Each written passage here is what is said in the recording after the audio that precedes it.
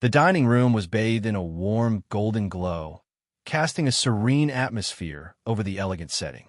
At the center of the grand table sat a family of 5, though 5 more seats remained vacant, hinting at the absence of others who once occupied them. At the head of the table sat an elderly man with a ruddy complexion and solemn gray eyes that had faded with age. This was Lin Wudao, a man who had built his legacy from the ground up. The father of Lin Hotian, Wudao had once been an outcast, a bastard child of the prestigious Lin family in Beijing. 70 years ago, he had arrived in Samran City with his mother, seeking to carve a name for himself. In that, he had certainly done, establishing both a reputation and a fortune. "Good evening, President Lin." Keith greeted warmly as he stepped into the room with Celine beside him. The old man raised his head, his eyes briefly gleaming with an unreadable emotion before he gave a small nod and gestured for Keith to take a seat. "I'm no longer the president of the Lin Group, young man," Wu Dao remarked, his voice measured yet carrying an undeniable weight. "The city remembers you as such, and rightly so," Keith responded, shaking his head before shifting his attention to the middle-aged man seated further down the table. "You seem well, Chairman Lin." Lin Hotian, nearing his 50s, only gave a brief nod in acknowledgement before resuming his quiet ritual of preparing tea. "Welcome to the Lin Mansion, young Master Demiliore." A lively voice rang out. Keith turned to see a Chinese woman in her late 30s, possessing a charming grace rather than overwhelming beauty. Her warmth made her presence immediately noticeable. "Thank you, Mrs. Lin," Keith replied with a polite smile before turning to a young boy at the table who was watching him with an eager expression. "And how are you, Lin Howard?" The boy's eyes widened slightly in surprise at Keith knowing his name. With a touch of formality, he stood from his seat and offered a respectful bow. "Welcome to the Lin Mansion, heir Demiliore." "I'm doing well." His tone was cheerful yet composed, adhering to the strict etiquette instilled in him. Lin Howard was the son of Lin Hotian and his second wife, Lin Main, making him the half-brother of Qingwei. As the sole male heir, he was the one expected to inherit the vast Lin fortune. From the way he looked at Keith, it was evident that he admired him greatly. Qingwei had worried that the heavy silence at the table might make Keith uncomfortable, but as dinner progressed, she observed that he remained completely at ease, focused solely on his meal. His composed demeanor surprised her, easing her own concerns. As dinner concluded, Lin Wudao finally broke the silence. "Thank you for saving Celine, young Demiliore." His voice carried genuine gratitude.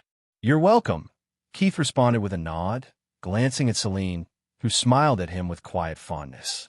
Wudao studied Keith for a moment before nodding in appreciation. "Celine mentioned that you practice an inherited medical skill. I won't pry too much, but I am curious. Where does it originate from?" His question also caught Lin Hotian's attention, the otherwise stoic man now looking directly at Keith for the first time that evening. "What I practice is a combination of Western and Eastern medicine," Keith explained. "I am well-versed in both, but the true essence of my medical knowledge lies in arcane teachings, methods that extend beyond the boundaries of modern science." Wudao narrowed his eyes. "To what extent?" Keith took a measured sip of his white wine before answering. "I can prolong a person's life beyond what nature intended, delay death long enough for them to settle affairs. But in the end, death wins. Always." A frown crept onto Qing Yue's face as his words settled in, her unease becoming visible. "Don't worry," Wu Dao reassured her with a gentle chuckle. "He's not talking about Celine." He then rose from his seat, his back straight despite the slight tremble in his steps. "You are an interesting young man." Shaking his head, he slowly walked out of the dining room. Once he was gone, Lin Hotian spoke. "Qingwei has informed me about your treatment plan for my wife. Despite my skepticism, I remain hopeful. Let us know if you need anything." "Aunt Celine will be fine," Chairman Lin, Keith, assured him. Lin Hotian gave a curt nod before exiting the room, leaving only Lin Main, Qing Yue, Keith, and Celine at the table. "I hope the silence during dinner didn't bother you, Mr. Demiliore," Main spoke up. Keith shook his head. I've grown to appreciate silence over time. And do send my compliments to the chef. The meal was exceptional. Maine smiled. I will. After a brief pause, she added, Forgive my curiosity, but I saw you at the mall on Friday morning with a young woman. Is she your girlfriend? Keith met her gaze, sensing the subtle intent behind her inquiry. Without hesitation, he replied, Her name is Nana. She's my personal assistant and a lover. Ching West stiffened at his words, her grip tightening on her napkin. Maine, too, was caught off guard by his blunt honesty. A lover, huh? Celine teased, raising an eyebrow playfully. Keith chuckled. You'd call me a heartthrob. So, Celine leaned in with a mischievous glint in her eyes. Is she your only lover? Keith smirked. Maybe. He shrugged. I might be inviting you to my wedding soon, assuming everything goes well tomorrow. What? Chingwe blurted, turning to face him. Though embarrassed by her outburst, she refused to back down. Since when does Heir Demiliore have a fiancé? Or are you marrying your lover? I do have a fiancé, yes. But that's not who I was referring to.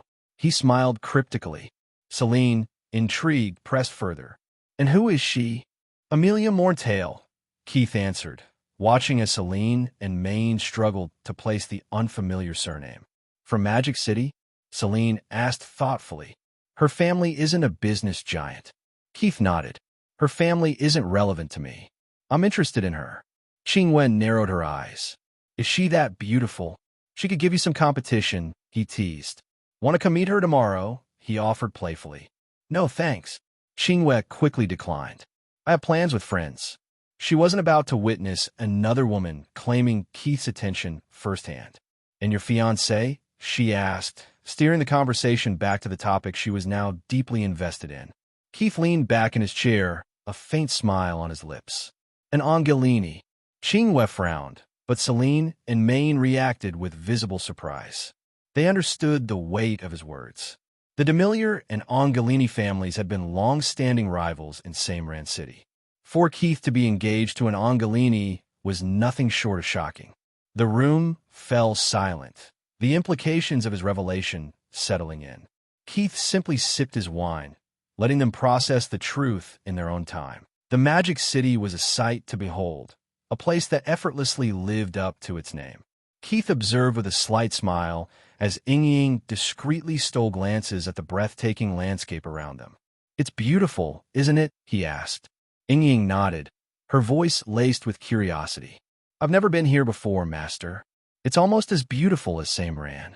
Most would argue it's even more beautiful, Keith remarked, his gaze drifting toward the lush green hills and the majestic mountains in the distance. For those unfamiliar with the origins of its name, skepticism was natural.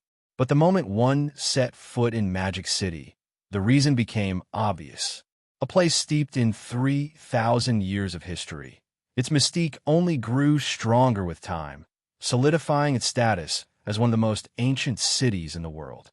Unlike Samran, Magic City sat on the other end of Netheria, with a time difference of 4 hours. Snowfall was rare here, yet the city remained in a perpetual state of winter, with temperatures rarely exceeding 16 degrees Celsius, even in the height of summer. Leaving the bustling cityscape behind, their convoy of 5 vehicles made its way towards the Morntail estate, nestled atop the scenic hills on the city's outskirts. Beautiful, yet deceptively peaceful, Caesar mused, admiring the scenery before shaking his head. Ying frowned at his words, but Keith understood their deeper meaning. The recent reports painted a different picture. Magic City had just emerged from a Cold War spanning over 2 decades. Ancient houses had been left in disarray, and the House of Morntail was one of the casualties. By the time they arrived at the Morntail estate's gates, it was well past noon, just in time for lunch. The guards conducted a brief inspection before allowing them entry. Soon, they reached the grand mansion where the Morntail main family resided. Welcome to the House of Morntail. Keith met the warm greeting with a polite smile. It's a pleasure to be here. Straightening his posture, he extended a hand. Keith Demiliore.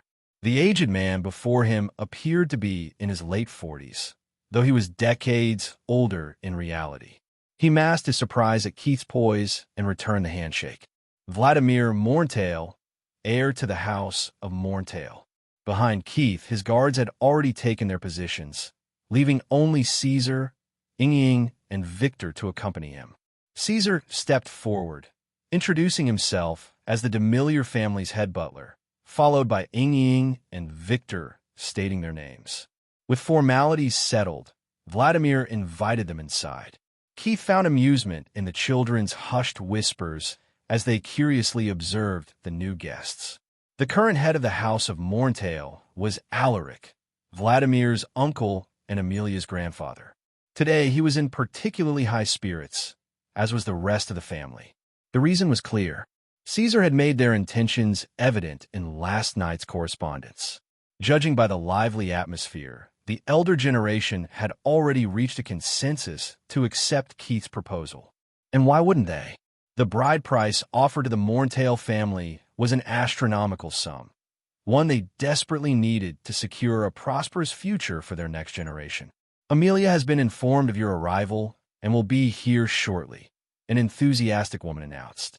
Keith recognized her as Vladimir's wife. He observed that while Ying adapted well to the environment, Caesar remained unfazed. Victor, on the other hand, appeared slightly overwhelmed. It was his first time witnessing an ancient family of Horus. Every person here, even the children, was on their path to cultivation. Some were focusing on aura circulation, while others had advanced to body refinement. What truly astonished him was Alaric's presence, his aura more oppressive than even Caesar's, a known powerhouse of the spirit profound realm. Adding to his unease, more than a dozen individuals in the room were on par with Ying. Victor felt his own inadequacy keenly, but, at the same time, yearned for an opportunity to test himself against them. Vladimir, as was customary for those who valued strength, had discreetly assessed Keith during their handshake. What he found pleased him. An 18-year-old at the peak of the Foundation profound realm was not considered a monstrous talent, but Keith was still remarkably skilled for his age. Keith, of course, was well aware of the scrutiny. The great hall of the Morntail mansion resembled a throne room, minus the throne itself. Everyone sat on the carpeted floor in two neat rows, the elders on one side, the younger generation opposite them. There were no servants within the mansion. The women of the family personally set up the long, short-legged dining tables. The Morntail dining tradition was a stark contrast to what Keith was accustomed to. Meals here were never eaten in silence. They were filled with conversation, lasting nearly 2 hours. Despite the unfamiliar setting, Keith found the lively atmosphere refreshing. "Amelia!" A child's excited voice rang out. All heads turned toward the entrance.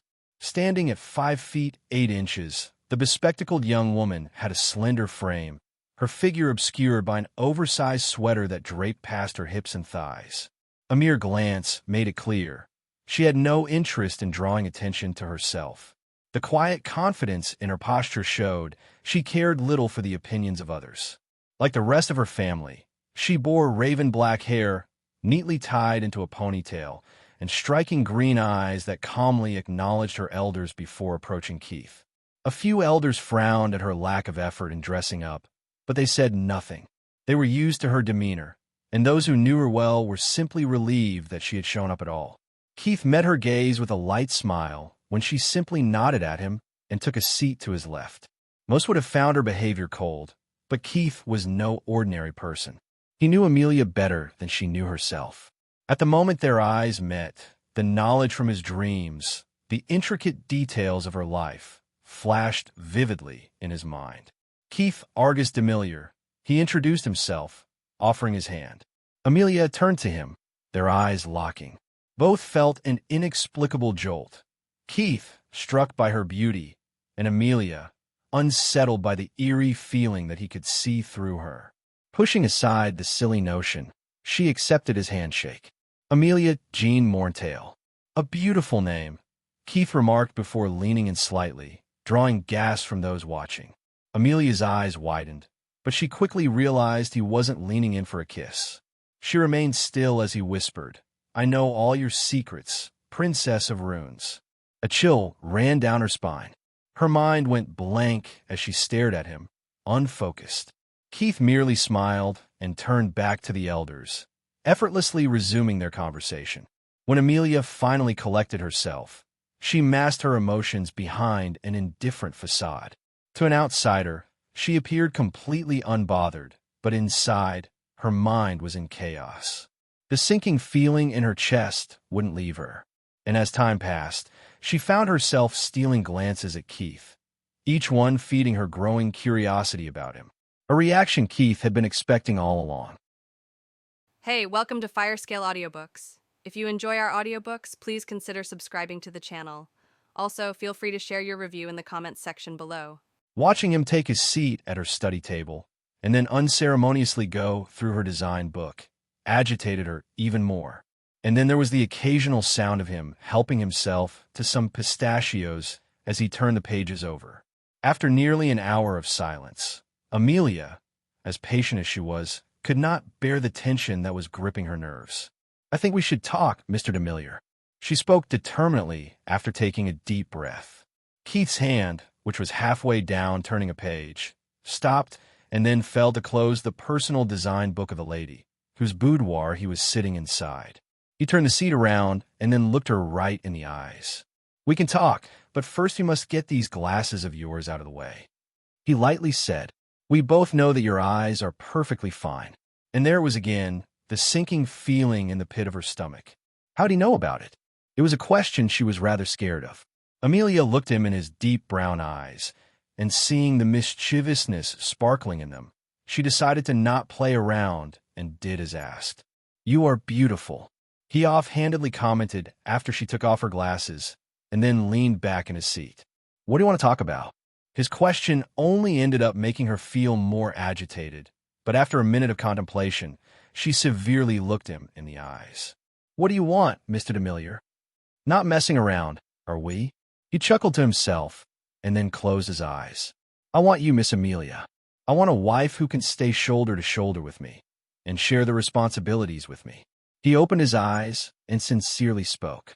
Amelia looked as if she had not heard what he had said, and her eyes still pressed him to state his true intentions. However, even after minutes of waiting, she got no more words from Keith, who simply kept looking at her right in the eyes. "May I see your eyes?" he suddenly asked, and his question unnerved the lady who was trying her best to stay composed. "How do you know so much about me?" She did not listen to his request and gravely asked, "If I told you that a dream guided me to you, would you believe it?" He playfully spoke and chuckled when he saw her gaze getting more severe. "It does not matter what you believe or not."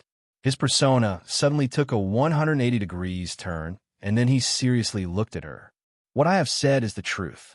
Seeing the smile vanishing from his face strangely made her feel better. At least, he was not going to play around anymore. Even if she found it hard to believe, she could feel that he was not lying about that dream of his. "And what do you know about me? I know what you like, what you dislike. I know how you grew up, and I know what you desire in life. I know things about you that you already know, and I know things about you that you are yet to figure out." She was again tempted to ask how he knew everything, but then remembered the answer he had just given her. "Prove it. Ask what you want to ask, and I shall reply to you. But know that I won't tell you everything, because there might be things that you are not yet ready to hear." Amelia frowned at his words, and her curiosity only flared up even more at what he was implying. "Tell me the truth about my runes. Why do I have these powers?" "Powers?" Keith chuckled at her choice of words. She was not wrong at all, but it just sounded funny to him. "You are one of the inheritors of the runic monarch. Your physique is special as you possess the runic monarch profound veins.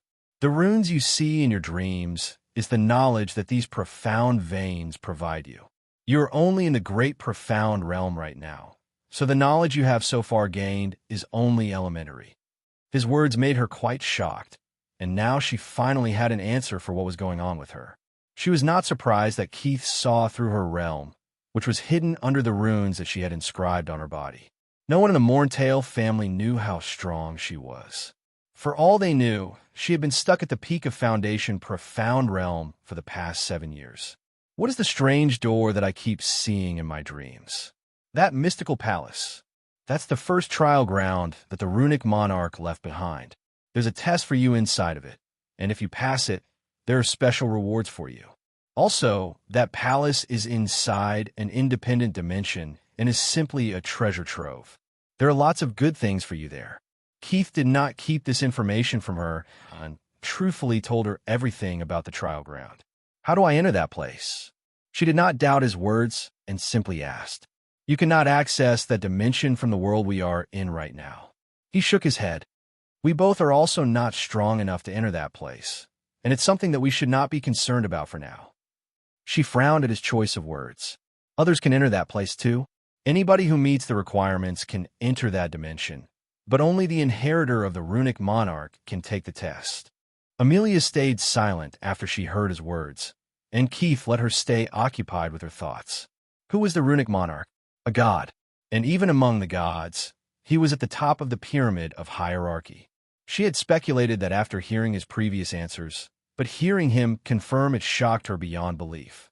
Be mine, and I will make sure that you will become an existence just as strong as the previous runic monarch, if not more powerful. Keith devilishly spoke those words, and it was not just an empty promise. He was confident that he could help her reach such heights. His words caught her attention, and then her eyes narrowed at him. And how will you achieve that? That's my secret. He smiled at her and did not shy away from her gaze. What do you want in return? She straightforwardly asked. I have already told you I want you. He replied, you will be one of my queens, and we will rule over the worlds. His ambitious words only made her pride flare up, and briefly, her eyes that were hidden under the contacts flashed a brilliant golden glow. Amelia had never thought that her day would turn up like this. When she had learned that the heir of Demiliore family had asked for her hand and was coming to see her today, she was quite displeased and agitated. Getting married was never one of her priorities, and she only wanted to uncover her mystery whilst exploring more of her powers. She thought that she could somehow delay this marriage and, if possible, reject the offer after talking in private. But all her plans came crashing down when he whispered those words in the family hall. I know all your secrets, Princess of Ruins. And here she was now, already feeling bound to him. Tell me your secret, and I will be yours.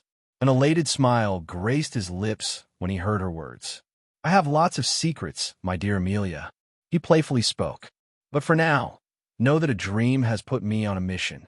Keith knew that his answer did not satisfy her, but he did not want to say anything about his secrets. I will see you tomorrow night, and we will discuss things further. She stood up from her bed and waited for him to take his leave for now. You know, your family is waiting for an answer. He teased her a little as he stood up and found her eyes narrowing at him. You can go ahead and discuss the bride price with my family. I need to get some rest now. She pressed on him to leave her alone, and Keith complied. Be safe. He nodded to her and then turned around to leave the room. Only after he arrived outside and the door behind him closed did he sigh in relief. He took a deep breath and let his heart beat in all its anxiousness that he has been suppressing all this time. It was never easy to talk with smart people, but there was something that they lacked. And what they lacked was the mind to raise some stupid questions, which sometimes hit the mark and were the hardest to answer. Thankfully, his talk with Amelia went smoothly, and even if he was pushed in the corner a few times, he got around by spinning the truth, rather than outright lying to her about anything which would have proven detrimental in the future. Young master, Caesar was waiting for him down the hallway, and Vladimir was right by his side. We can discuss the bride price, Uncle Vlad. Amelia has agreed to marry me. He gave him the good news and saw a brilliant smile appear on his face. We are satisfied with the terms that you have already put forward, young Demiliore, and all now remains is a date for the wedding ceremony. I need to talk about that with Amelia first. She has invited me to come to visit her tomorrow night. You are welcome to come to the house of Morntail any time you wish to, young Demiliore. Thank you for your hospitality, Uncle Vlad. We will take our leave now. At Novel Benedette. You could stay here at the mansion if you want. I will arrange rooms for you. There's no need for that. We have some business to attend to as well, and so we must take our leave for now. As you wish. Vlad nodded to him and then escorted both of them outside the manor, where Ying and Victor were already waiting with their car. Take care. When the convoy of cars exited the gates of Morntail Estate, Victor finally let his clumsy side show up. That was one scary family of horrors. He commented, which prompted all of them to lightly smile at his words. You should know that Morntail are not the only ancient family in Netheria, or even the Magic City. Caesar seriously told him. There are some even more powerful and more ancient than them, which even our Demiliore family cannot provoke. An awkward silence lingered in the car after Caesar spoke those words. Where to, young master? Victor decided to change the topic and ask Keith. Let's go and eat something light. Only the four of us. Keith rested his head back and looked at the beautiful scenery outside the window. Old Street, Commercial Market. There's a restaurant there by the name of the Silver Lounge. Caesar heard the words and immediately searched for the location on the GPS before pinning it. And Victor informed the guards in the other cars to separate at the next junction, instructing them to reach the hotel first. Even if the old man was curious why Keith wanted to go to this specific restaurant, he did not raise any questions. And while they drove, he prepared a summary of the events before he sent them to Keith's grandfather and also to Vanessa. She had strictly instructed him to keep her updated with everything that transpires with the Morntail family. And, as the head butler, he had to keep the lady of the house informed about such an event. The restaurant Keith picked surprised the three of them. They knew that their young master preferred eating in private booths, but this place was an open lounge, and the place was nearly at full capacity for the evening. Luckily, they managed to get themselves a prime table, which was in the corner above a short platform, providing them the full view of the hall, as well as the best view of the stage, where a grand piano was placed. It was not an expensive place, but it was not cheap either, which meant that most people present inside the lounge either belonged to the working middle-class people. Of course, there were some rich too, as well as some civil servants who were enjoying a meal with their guests and colleagues. Surprisingly, there was a good number of youngsters in the lounge, most likely the students of the Magic University, which was not far from this place. Their group caught the attention of nearly everyone, and the reason was simply the devilish looks of Keith that hooked them all. There were some youngsters who were sneaking glances at the girl by his side too. Ying was wearing high boots and fitted pants, which accentuated her long legs. And even though the black trench coat hid her figure, it was not hard to guess that she was a gorgeous lady. Unlike his three companions, Victor was not reserved at all as he ran his eyes all over the place, taking his time appreciating all the pretty ladies in the restaurant. He was not a licentious man. He was just a simpleton who enjoyed appreciating the fair sex. Order whatever you want. Keith smiled at Victor and gave him a free pass. He knew that his bodyguard had not been feeling well at the Morntail mansion, and observing his role, he had not eaten properly. The same was the case with Ying, but Keith did not need to tell her about it. She was a smart girl and knew how to take care of herself. Everyone ordered what they wanted, with Caesar and Keith getting themselves a light supper and some good wine. Uncle Caesar, is there any music group under the Demiliore Media Empire? Keith casually asked as he sipped on his wine and looked through some information on his phone. There are a few where the family owns some shares, and then there's a small independent record label, but it is not a big one. Your mother owns it privately, and it is not under the Demiliore Consortium. Of the ones that the family has shares in, Red Peppers. What's the worth of the independent one? Keith cut in and stopped looking at his phone. Your mother just bought it out of boredom when she was in university, and it has some decent music artists under its banner. It has grown over the years, and currently, it's valued at around 200 million liras. Lady Vanessa named it Black J Records, and it is now famously known as BJ Records. Is that so? Keith frowned and contemplated for a moment before picking up his phone and making a call to his mother. Keith, Vanessa cheerfully called out as soon as she picked up the phone. Missed me? Of course I did. He chuckled and replied. Yes, yes. Now tell me why you rang me up. Is there something you need my help with? I wanted to ask if you would be willing to gift me one of your private companies. He asked without any hesitation or embarrassment. Which one? Black J Records.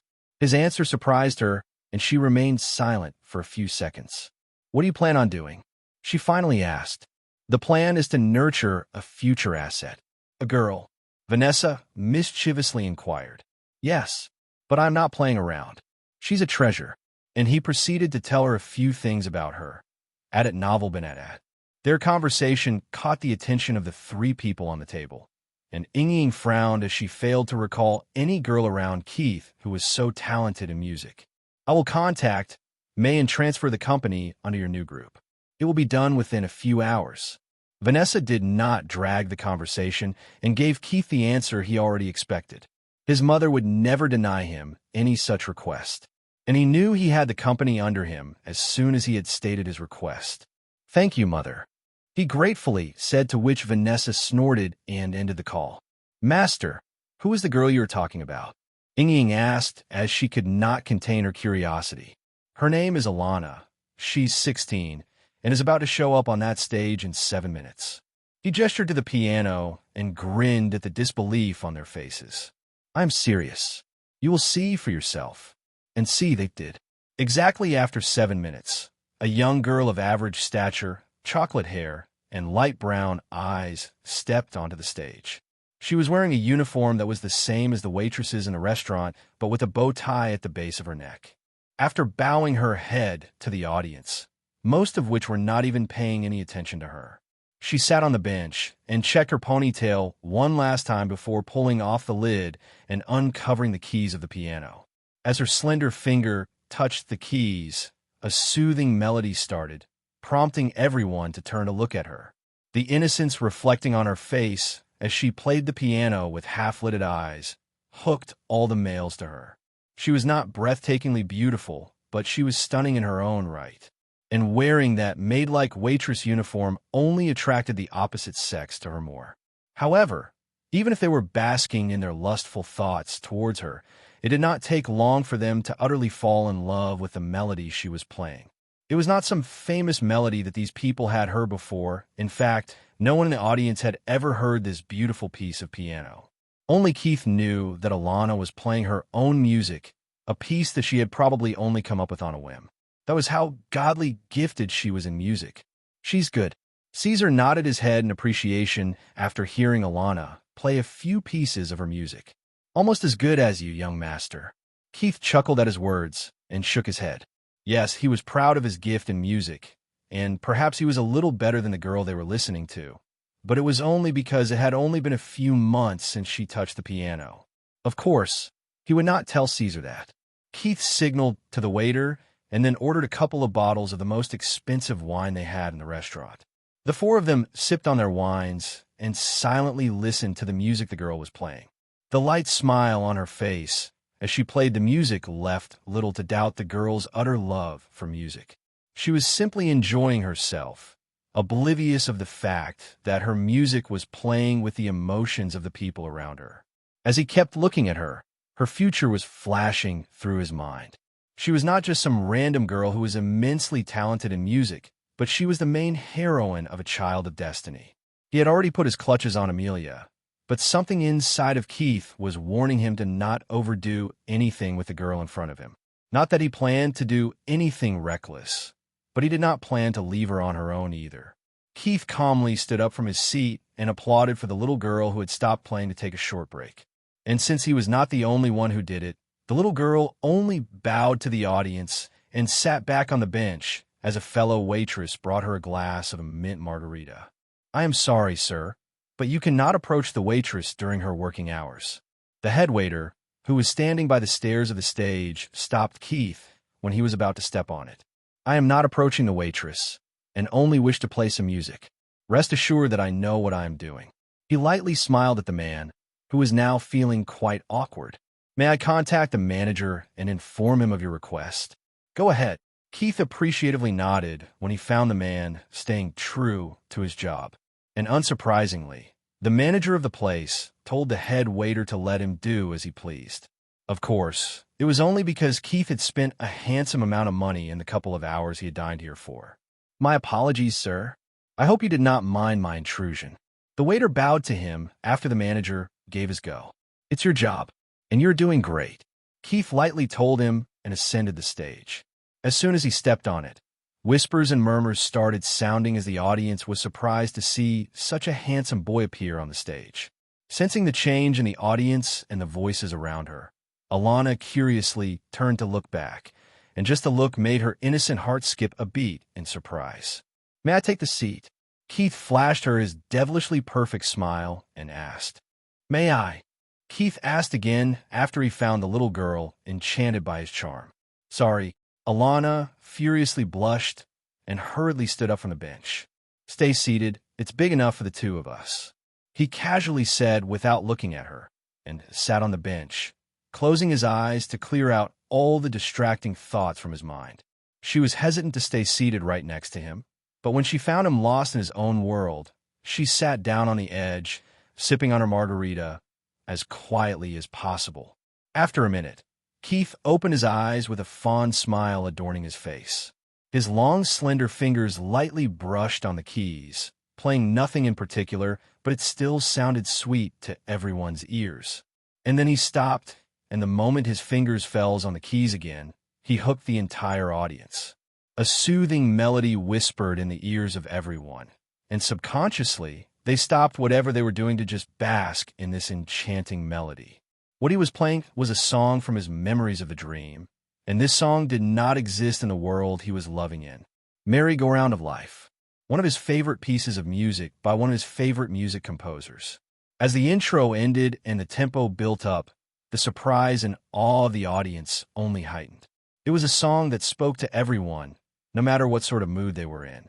For some, it whispered to their sad memories, yet not allowing them to wallow to their sorrow. And for some, it brought out their happy moments to the front of their minds, bringing sweet smiles to their faces. But none of them were more shocked or surprised than the girl who was sitting by his side, enchanted by not just the music, but also hypnotized by the elegant yet strenuous dance his fingers were performing on the keys. Keith was oblivious to what he was doing to people. His mind was only occupied with the music he was playing. As it was the first time he was playing it outside of that dream, he was determined to do justice to this marvelous piece of music. Minutes passed. The melody sounded out again, followed by another tempo that dazed the minds of the inexperienced as they looked at his hands fighting a strenuous battle. And then the song ended, leaving the people in a strange mood where they both felt fulfilled yet desired more of it. Keith took a few short breaths and smiled devilishly as he stared at his slightly shivering hands. He felt that he could have done better than he did, but at the same time, he was proud of his performance. Someone in the crowd was just about to stand up and clap for his performance when another piece of music started sounding out the lounge. This time, the beat was too catchy, filled with happiness that spoke to both young and old. People subconsciously chuckled as some sweet memories appeared in their mind. Most were smiling fondly as they listened to music and reminisced about their childhood. There were some youngsters who were recording everything on their cell phones, and the girls in the audience were helplessly falling for the mortal who seemed like an immortal in their lovesick hearts. By now, Alana had been completely blown off with the beauty of the music, and unbeknownst to her, her heart was beating to the rhythm of the music. What Keith was playing was a song called Windy Hill, and it too was one of his favorites. And of course, it belonged to his dream. As the song ended, the people were already up on their feet, just waiting for the moment, and then fervent applause greeted the young Demiliore.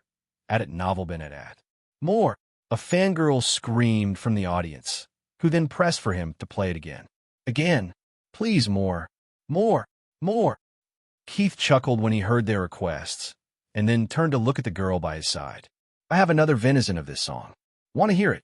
He softly asked with a light smile, and the maiden's heart fluttered in sweetness she was not yet fully aware of. "Yes." She subconsciously nodded, and Keith grinned before looking back at the keys. His fingers fell again, the crowd quieted down, and then an enchanting melody imprisoned them. This time, he was playing a town with an ocean view, a piece of music he was really fond of. Alana couldn't help her giggles at the music that called out to her childlike soul that had been suppressed by the harshness of time. There was just something about this music that they all fell in love with, and even the old generation enjoyed it just as much as the young ones. The song ended, but Keith did not stop playing. "Join me," he lightly said, and shifted to the left side of the piano, leaving the keys on the right in the care of Alana. She was too hooked to the music to realize what she was doing, and her hands instinctively fell on the keys, playing the melody with him. Keith mischievously smiled, and then changed the music to some random melody that had appeared in his mind. Alana realized it and replied with her own, something that complimented him, and then started the playful fight between them, where he chuckled and she giggled, with time to time throwing proactive, yet playful, glare at each other. The audience soon realized what was happening, but the music was... Watching the two of them play with such familiarity broke the hearts of many girls, and even some boys were sighing at their display of affection. When their battle ended over half an hour later, they both received a round of applause, and they both gracefully bowed to the crowd, accepting their appreciation. "Come with me. I need to talk to you about something," Keith whispered near her ear before walking off the stage, towards the table where Caesar, Ying, and Victor were sitting. A few people on the way stood up and greeted him, and he stopped to politely shake hands with them, sharing a few good words. Alana was left conflicted on the stage, as the realization had finally dawned on her that something was not right with her. She no longer looked confident and composed, but seemed like just another maiden, who was finding herself dangerously attracted to a boy whom she had never met before. There was something in the back of her mind, whispering to her to run away, but she ignored the wails of destiny and finally walked towards the devilishly handsome boy. "Master, you were brilliant," Victor enthusiastically spoke as soon as Keith arrived at the table.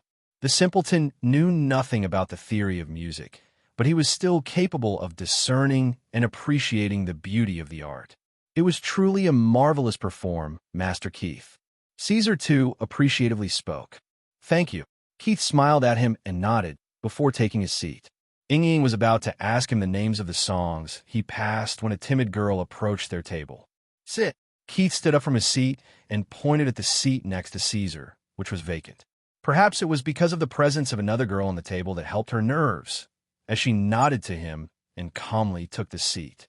"My name is Keith." He introduced himself with a smile and then turned to look at his companions. "This lovely lady is Ying, the simpleton is Victor, and the old man's name is Caesar." Alana couldn't help the smile that crept on her face at his casual yet interesting introduction of his companions. "My name is Alana," she sweetly spoke in an enchanting voice. "You have a very lovely voice, Alana." Keith put up a surprised look and commented, "And you are remarkably gifted in music." The sudden praises made her burn in embarrassment, yet she did not feel too awkward because of how amiable Keith sounded. "You said that you had something to talk to me about."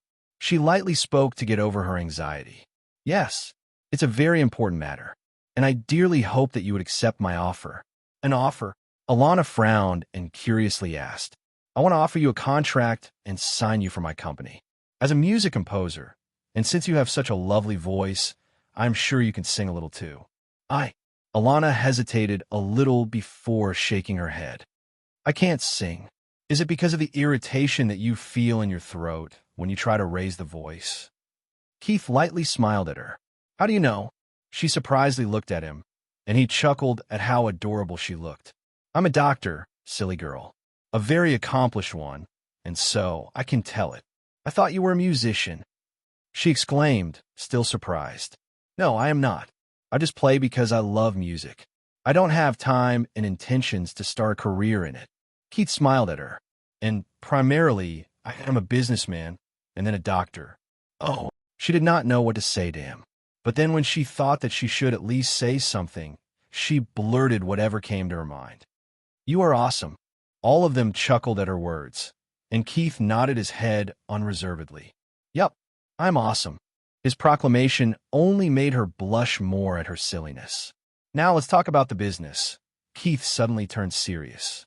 "As I said, I want to offer you a contract to sign up with my company, and I will help you establish a successful music career. With your talent, it won't be hard to accomplish everything. Think about it carefully. It is once-in-a-lifetime opportunity." Alana had her doubts, but she could sense the sincerity from his words. If she had not witnessed his musical performance, she might have been very hesitant to believe in his words, but now she subconsciously believed in what he said. "Would I have to leave this job?" "Of course, silly." He chuckled. "I'm offering you a full-time job that will pay you so much more than what you are earning here. But I have a contract with the restaurant. I will pay the termination penalty. Don't worry about it." Keith waved his hand and said, "No matter how much it is, it would be nothing in my eyes. But I will cut it from your future salary if you are still hesitant about it." Alana nodded to this and then frowned as she thought things over. "What exactly will I have to do?" "You will make music and will be given a free hand to make whatever you want. You will get access to a music studio, and whatever you need to compose your music will be provided to you. Your creations will then be judged, and after you are given the green light, your music will be published and distributed under my company's label. You will get a handsome share of the earnings, and my company will get the rest. And then there will be side jobs, which depend on your popularity as an artist. In short, the more popular you grow, the more you will earn. Side jobs, concerts and tours. Also, some production companies might want to hire you to make music for them. And if you choose to accept their offer, my company will be responsible for representing you in those ventures. It will provide you with security so that you or your music will not be taken advantage of. My music will belong to your company. Yes, it will be shared ownership. However, I will make sure that there are no artistic restrictions on your work." "It sounds too good," she murmured as she thought over things. Of course, a young girl like her did not know the ins and outs of the industry, but she could feel that the offer would be a life-changing decision for her. "If you agree, I will fix your problem, and you'll be able to sing properly." Keith devilishly spoke, and then laughed lightly when he saw her stressing under her thoughts. "Don't worry. I will fix the problem for you, even if you choose not to accept the offer." "I accept," Alana blurted out. "Awesome." Keith laughed happily and then poured himself some wine and her a glass of water. "Cheers." Wearing a black turtleneck shirt and cream-colored tapered pants, a suffocatingly handsome boy sat on a table, finishing up his breakfast. Right in front of him sat a pair of a man and a woman, nervously waiting for him to speak. He had not said a word to them since they had arrived here, and it had already been half an hour. Time passed, and under their nervous glances, the boy eventually finished the breakfast, cleaned his mouth with a napkin, and signaled to the waiter to clean up the table. "Next time, do not come early to curry my favor. I only appreciate those that stick to the time they are given." Keith checked his watch, and as soon as the clock dial showed 10 a.m., he smiled at the aged man and pointed out his folly. "My apologies, heir, Demiliore." Keith waved his hand and stopped him from speaking. It was a rude thing to do to someone who was more than twice his age and a renowned person in the society, but the old man did not seem to have a speck of dissatisfaction on his face or in his heart. "I understand your nervousness and the anxiety." Keith lightly spoke and then scrutinized the woman the old man brought with him. "Have you brought the contract?" "Yes." The old man hurriedly nodded his head and presented the file to him.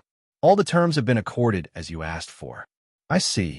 Keith took his time flipping through the contract, and only after thoroughly checking it did he close the file. "Good job. Now then, let's talk about business, Mr. Warner." The old man straightened his back, even more, staying attentive to what Keith had to say. "Over the years, you have done a really good job.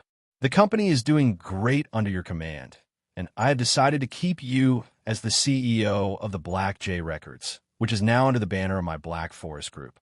Warner heaved a sigh of relief at hearing Keith's words, and a sincere smile appeared on his face. "The structure of the company will remain the same, and you will work just like you have been doing under the command of my mother, and you will still get the percentage of dividends that you are currently entitled to.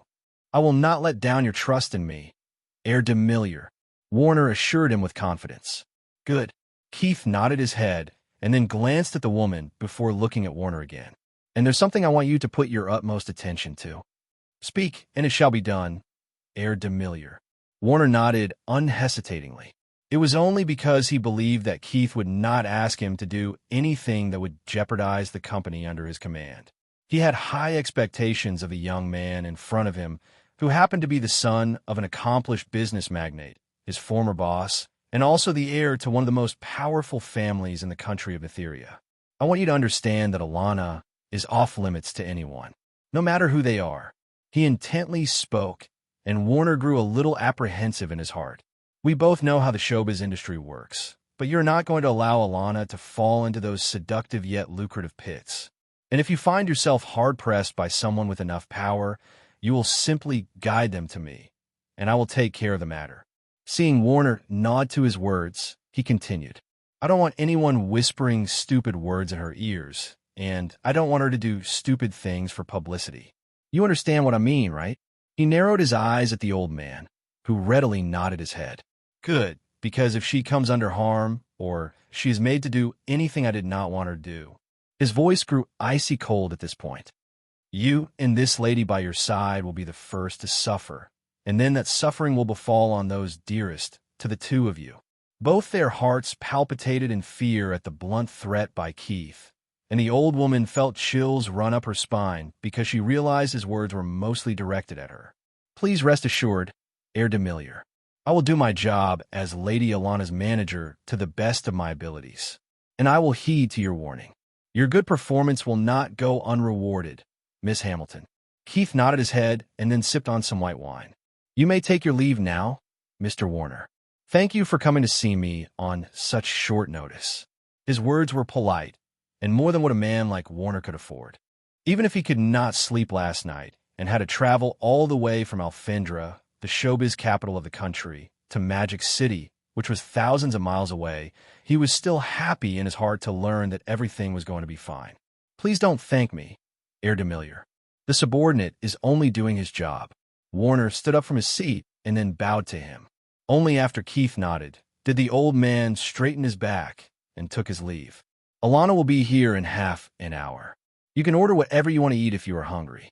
He left the old woman with those words and headed to his suite. Ying was quietly sitting at the study table, going through the sheet music that he had written right before going for breakfast. Keith knew that she had an interest in music too, and he could see that she was quite attracted to the music that had played yesterday at the restaurant. "You can keep copies of these for yourself," he softly spoke before sinking on the couch, and Ying nodded her head, not showing any emotions on her face. "Here is the property deed, master." She picked up a folder and brought it to him. He did not need to look at it and just accepted it from her hands. "Where's Uncle Caesar?"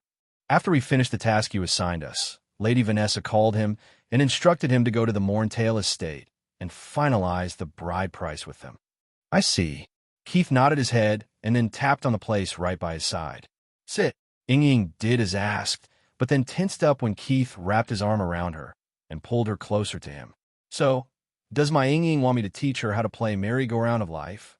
he mischievously whispered near her ear. As good as she was at hiding her expressions, her ears still turned red at him addressing her as his Ying. Her heart was quite troubled at his words, but then mustered up some courage and then nodded her head. "Say it," he stressed. "I want Master to teach me how to play merry-go-round of life." "And Windy Hill," she softly spoke. "Cute," Keith commented, and then planted a kiss on her cheek. "I will teach you when we return home." "Okay." "Yes."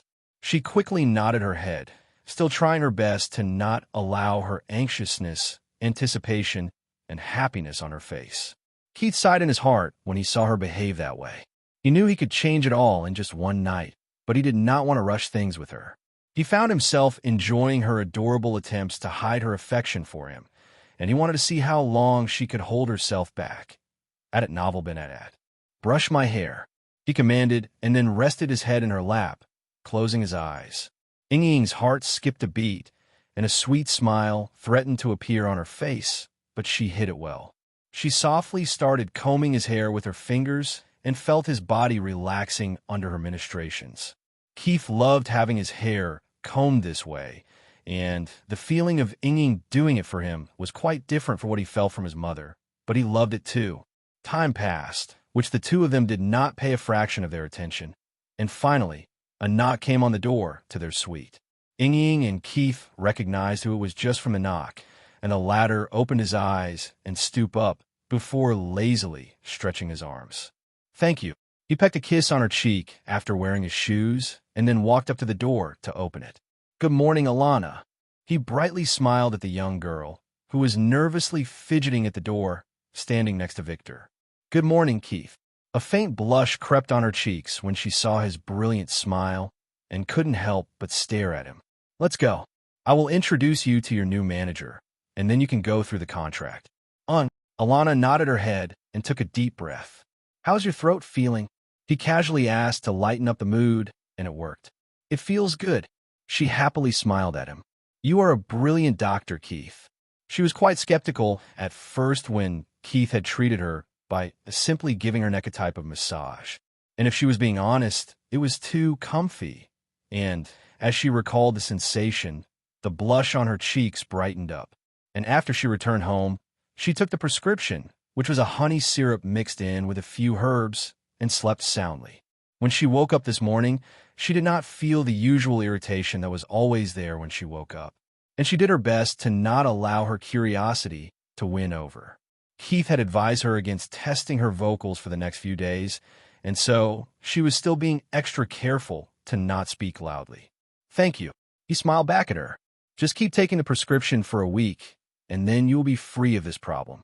Susanna Hamilton thought that she had seen it all in the world. After all, she had lived for 50 years and had been connected to the showbiz industry for nearly 35 years now. But seeing Alana go through her contract and not realize how blessed she was constricted her heart. At first, she thought that the heir of Demiliore family was planning on raising a mistress. But as she looked at the contract, she realized that it was a real deal with the highest of the benefits that any music artist could ask for. And surprisingly, it was well within the grounds of rules and regulations. Keith had not put anything in there that could harm the business of the company.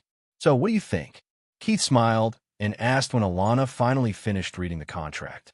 The starting bonus of $600,000 isn't too much, she apprehensively asked.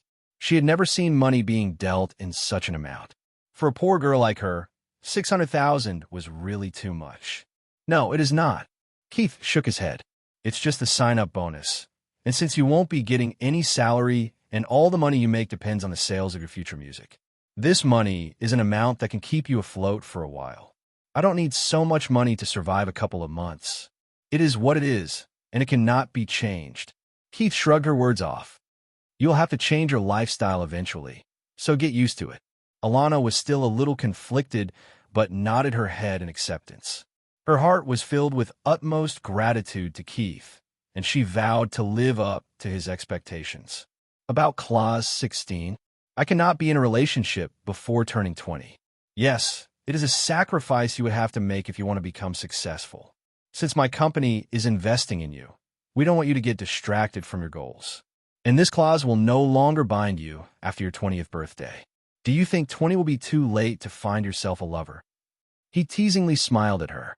No, that's not what I meant. Her face was burning in a blush under his gaze, and she embarrassedly lowered her head. I was just curious about the need of this clause. I don't really have anyone I like in that sense. Good. So we can assume that you are satisfied with everything in the contract. Yes. The chocolate-haired girl nodded her head and then picked up the pen to sign the papers. As soon as they were signed, her new manager Susanna got to work and picked up the papers before scanning them on her laptop and submitting a legal copy to the company. All done. The bonus will be transferred to your bank account in the next half an hour. Congratulations on signing with the Black J Records. Keith stood up and shook hands with the girl. Thank you. Keith then gestured to Susanna to leave them alone and took Alana with him outside the hotel. You are not hungry, are you? He asked again. She had earlier refused to eat anything in the restaurant, fearing the expense, but now that they were outside, she did not want to make up excuses in front of the boy who was doing so much for her. I had a light breakfast, and since there's only a couple of hours in lunchtime, I will— So you are hungry. He chuckled and shook his head. All right, we will wait for lunchtime, but it's your treat. Okay. Now that she was going to have lots of money on her hands, she wanted to, at least, treat Keith to a sumptuous meal to thank him. Master, Ying arrived not long after, handing Keith 2 folders. Thanks, Ying. He smiled at her and then walked up to the car together with the 2 girls.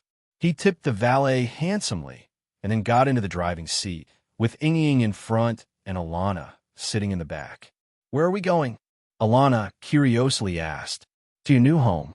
Keith chuckled at her and then handed her a folder.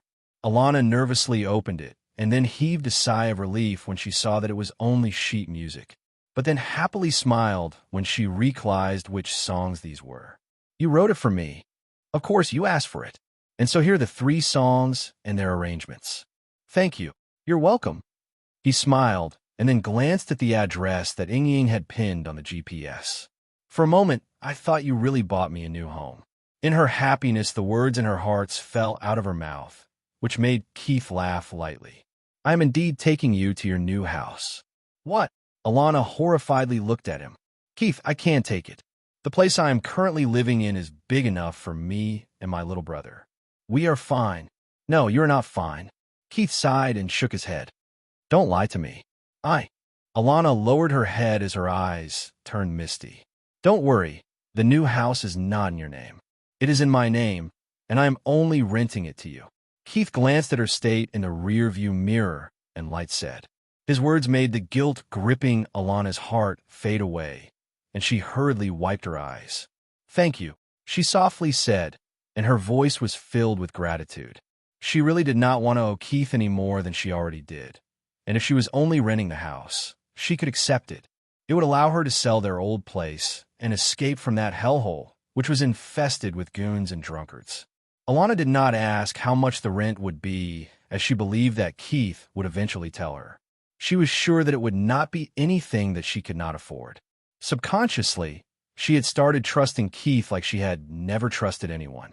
And what was ridiculous was that it had been less than a day since she had met this boy. Lost in her thoughts, the little girl forgot the passage of time, and when the car stopped, she looked outside the window to find herself at the entrance of a tall building, which she was very familiar with. It was one of the most famous residential buildings in the city and also one of the most expensive places. It was the very place she once dreamed of living in. Her heart nearly dropped when she realized that she would be living here, at Novel Benedat. You will be becoming a star, which means that you will be subject to unwanted attention. This place has good security, and it will be a safe place for you. Keith commented. Your little brother's school is not far from this place, too, so it is perfect.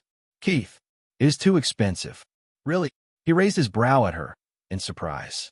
I thought you would be more than willing to pay 5,000 NR per month in rent. He reminded her again that she was only renting it, and when she heard that it was 5,000 NR, and even if it was a huge amount of money to her, it was a lot less than what she was expecting it to be. Only 5,000? She apprehensively asked. Of course, silly. He chuckled. Do you think I need your money? He grinned at her, and she embarrassedly lowered her head.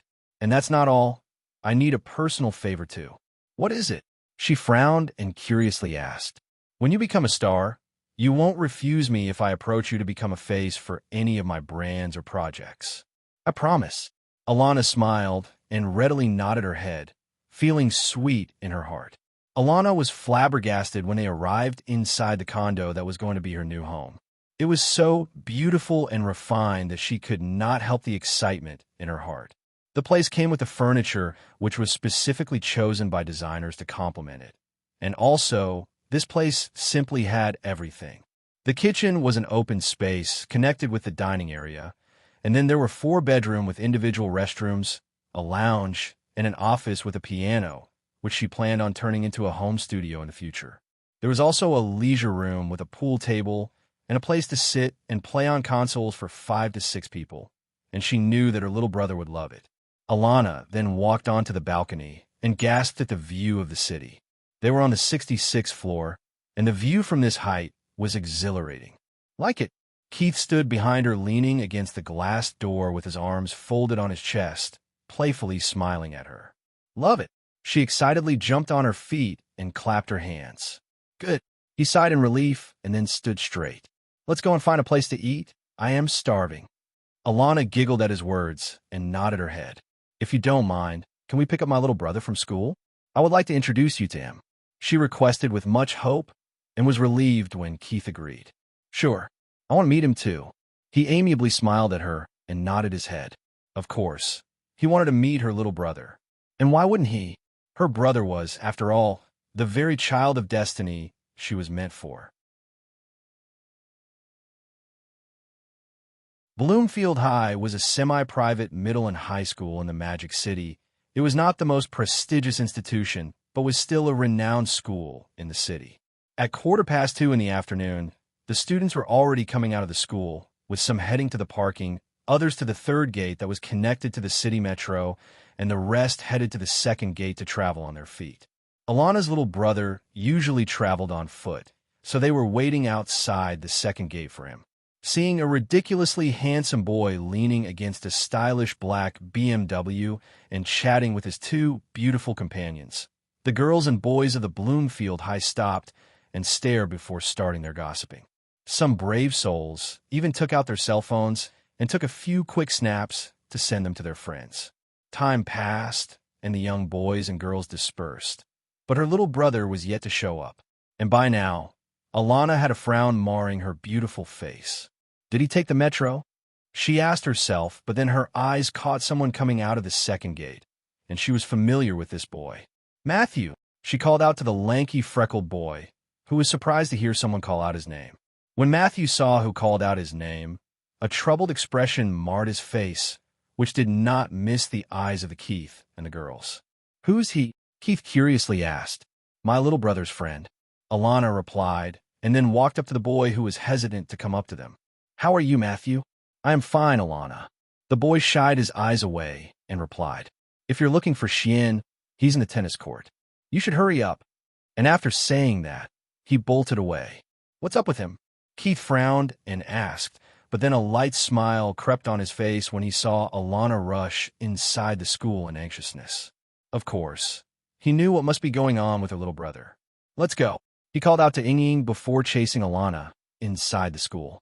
The little girl was giving her all, but she was no match for Keith and Ying, who caught up with her in no time. But the two stayed quiet and let her lead them to her little brother. When they arrived at the tennis courts, Alana's eyes widened in horror.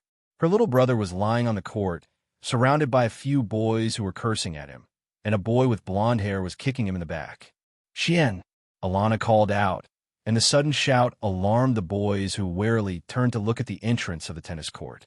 Run, a boy called out, and the rest were off even before him. Ying, Keith lightly said, and then, without even looking at those boys, he walked up to the pair of siblings. Alana was shedding tears as she looked at the state of her little brother. Let me check. Keith crouched by her side and placed a hand on her shoulder.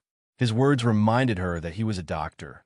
She quickly wiped away her tears and allowed him to check her little brother. The young boy, who was around 14, had distinctive Asian features, but it could be seen from his brown hair, high cheekbones, and hazel eyes that only one of his parents was Asian. Xian looked warily at the older boy who was inspecting his body, and hissed a little when Keith pressed his fingers near his left ribs. Don't worry, it's not broken, just a bruise and a little trauma, Keith assured him and then helped him sit up. The only thing that will take time to recover is your bruise on the left eye. The rest of them are minor muscle injuries, and the bruises will be gone in 3 to 4 days. You're a tough kid, eh? He chuckled a little. Xian frowned at his words and lowered his eyes, not daring to look at his sister, who was now seething in rage. What happened, Xian?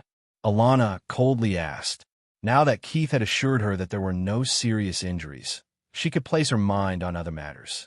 Nothing. Xian, I said nothing happened. He clenched his fist and shouted back at her, which surprised her, and then a pained expression marred her beautiful face. Xian regretted his words as soon as he saw his sister hurt by his words, but he refused to speak to her and diverted his eyes away from her. Alana watched him slowly get up on his feet and walk up to the other side of the court where his school bag was. He's not in a good mood, Alana. Keith softly whispered to her and then glanced at Ying, who was coming over, dragging 2 of the boys who had ganged up on Xian by their collars. We can ask them about what happened. Alana turned to look in the direction of Ying, and then her eyes turned severe when she caught sight of the blonde boy who was kicking her brother. You. She stood up on her feet and stomped her way towards the 2 boys who were groaning in pain. Why were you hurting my brother? Keith did not miss the anxiousness on Xian's face when Alana interrogated the boy. It was obvious from his reaction that he was partly or mostly responsible for what befell him. Xian broke my smartwatch. The blonde boy fearfully spoke, and his words took Alana by surprise. It must be an accident. No, it was not. The other boy hurriedly interjected. He snatched it from Henry's hand and then smashed it into the wall. We were just getting back at him. Henry, The blonde-haired boy gritted his teeth and added before glaring at Xian. You were shoving it into the face of the entire class. No one needs to know how cool or expensive your new watch is. Xian defensively shouted back, but his words only disappointed Alana and Keith more. I'm sorry for his behavior, Alana apologetically said to the boys, and before she could say her next words, her little brother shouted at her in disbelief. Why are you apologizing to them? He could not believe his ears when Alana apologized to the boys who beat him up. Added novel Benedat. Calm down. Keith indifferently looked at the young boy, who glared at him as a result, but then lowered his eyes and kept quiet after sensing the coldness in Keith's gaze. Alana thankfully nodded to him before turning to look back at the two boys. What he did was wrong, and you should have informed the school authorities about his behavior, not gang up on him and beat him up. She admonished the two boys, who paid little heed to her words. Her words are true, you know. Keith smiled at the dissatisfaction on their faces and walked up to them. How much was the watch worth? What? Are you going to pay me? Henry frowned and asked, but Keith did not answer him. It cost 750 nearus. Do you know that if you had put more power behind your hits and hurt him, breaking those ribs, or dealing permanent damage to his face, your bail would only start at 10,000 nearus? The implications behind his words chilled the hearts of the two boys, and worry marred their faces. I'm sure your family could afford that, but there are people in the world who must not be trifled with. The coldness in his words made them shiver.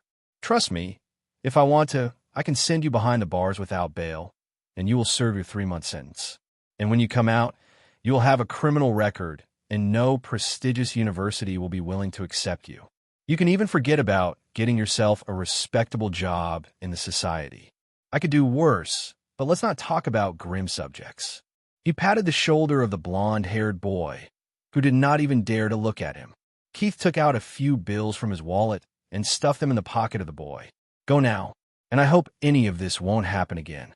Both the boys were surprised at his actions and hurriedly thanked him before turning to look at Xian. I am sorry, they both said in unison and ran away without waiting for Xian to respond to their apology. Alana felt relieved at seeing things turn out the way they did. Of course, Keith's approach was harsh and intimidating, but it was effective and got the best result. Thank you, Keith. Alana gratefully smiled at him. No worries, just some young boys dealing with their adolescence. He chuckled, and Alana could not help but smile at his words. Xian, she approached her little brother and hugged him. Your sister has some good news for you. What? Xian was still dissatisfied at how things turned out, but seeing the genuine smile on her face, he did not have the heart to pursue the matter. I will tell you about it on lunch. Now let me introduce you to a friend of mine. She dragged him up to Keith. Xian, this is Keith, my friend and boss. And Keith, this is Yeshuan Parker, my little brother. It's nice to meet you, Yeshuan. He drew his hands forward and flashed a brilliant smile. Nice to meet you too. Xian shook his hand, but the smile on his face was a little stiff. The young boy could not tell why, but he felt a sinking feeling in his stomach when they shook their hands. But Alana did not let him fret over it and dragged him behind her to the outside of the school. So, he's not your real brother, Keith thoughtfully said. He's real, okay. Alana playfully glared at him. His parents adopted me when I was 6 years old, and I have always considered them my family, even if I'm not related to him by blood. Xian is my little brother. He smiled at the sincerity in her words and nodded to her. You are a wonderful sister, Alana. Thanks. She shied her eyes away from his gaze and looked at Xian, who was still inspecting his new room and settling some of his old stuff in it. Keith had brought the siblings to their old house after they had lunch at a relatively modest restaurant. He instructed them to finishing up packing before heading to their new home, and even if Xian felt a little uneasy about everything, he did not voice anything to harm her sister's happiness. The young boy was genuinely happy to learn that his sister got hired by a music company, but he was just uneasy about the presence of Keith in all of it, added novel Benedat. And while they were setting their stuff in their respective new rooms, Alana had decided to tell Keith about how their life had been after Xian's parents passed away. It turned out that her birth parents were real close friends with the Parkers, and when they passed away, the Parkers took her in as their daughter. They even gave her their last name, And even if they belonged to a low-middle-class family, they did everything to keep her happy and brought her up with all the care and love. It was just that their happiness was not meant to last, and the Parkers passed away last year in an accident, leaving the pair of siblings on their own in the cruel world. At first, things were really harsh on them, but Alana bravely stood up and took charge of their house. She dropped out of school to work and earn, and made sure that Xian would not miss out on his studies. The little savings Parkers had were still there, and Alana did not touch any of it. She had kept it to help Xian through the college, and even if she had missed on a meal, she never let him go hungry. In short, she was a filial daughter and a responsible sister, and Keith could not help but admire her even if he everything about her already. Knowing something and seeing it for yourself were two different things, and he sighed at the perseverance of the young girl, which touched his heart. "I will be leaving Magic City tomorrow," he lightly said, and Alana, who was putting some of her books on the shelf, stopped. "When will you come back?" "I'm not from Magic City, Alana." He chuckled and told her, "I live in Samran City, and just came here to deal with some private matters." Alana did not know why, but she felt a little uneasy at the idea of not having him around in the city. "You have my number, and you can contact me if you need anything," he reminded her when he found her lost in her thoughts. "Also, when Susanna takes you to test out your vocals next week, do send me your audio clips. I will write you a few songs to start up your singing career." "You are a lyricist too?" Alana asked in surprise, but then laughed at her own silliness. "Of course you are. How could the awesome and multi-talented Keith not be a lyricist?" "True that." He winked at her, and then they both shared a laugh. "I won't put my name on the lyrics, remember that." She intently looked at him and spoke. "I don't mind if you put my name on them." He yielded to her unvoiced request and saw a bright smile bloom on her face. "Instruct Susanna, and she will help you turn that office into a private studio. Also, you can ask her to help you with any matter. She's your manager." "Okay, on." She cutely nodded her head. "All right. See you later, Miss Alana." He waved his hand, turned around to walk out of the room. "Wait. Yes." He stopped and turned to look at her. "You are leaving now?" She did not know why she called out to stop him, and asked a silly question in a hurry. "Yes. I have an appointment with someone special, and I need to be there on time." "Oh, okay." She nodded her head. "Take care." "You too. Be safe." He smiled at her and walked away. Only after he was gone did Alana realize that he had spoken about someone special. Her brows furrowed a little, but then she paid no heed to it. She carefully placed all her books on the shelf, and then turned to look at her new room with fondness. "Perfect." She giggled and clapped her hands happily. "Alana." Xian called out from behind her. "Yes, little brother." She happily walked up to him and asked, "Is he gone?" "Keith?" "Yes. He will be going back to his hometown tomorrow." Hearing her words, Xian felt immensely relieved for reasons he was not even aware of. "Don't you think he's a little suspicious?" He carefully chose his words, but it still brought a frown on her sister's face. "What do you mean? I mean, why is he so nice to you? Didn't you always say that there is no free lunch in the world?" Xian looked her in the eyes and asked, "So what does he want from you?" "Yes, there is no free lunch, little brother. And what he is doing is investing in me. He told me that he considers me a potential asset for his company." She informed him. "And as for why he's nice to me, it's just because he's a really nice soul." "Are you sure?"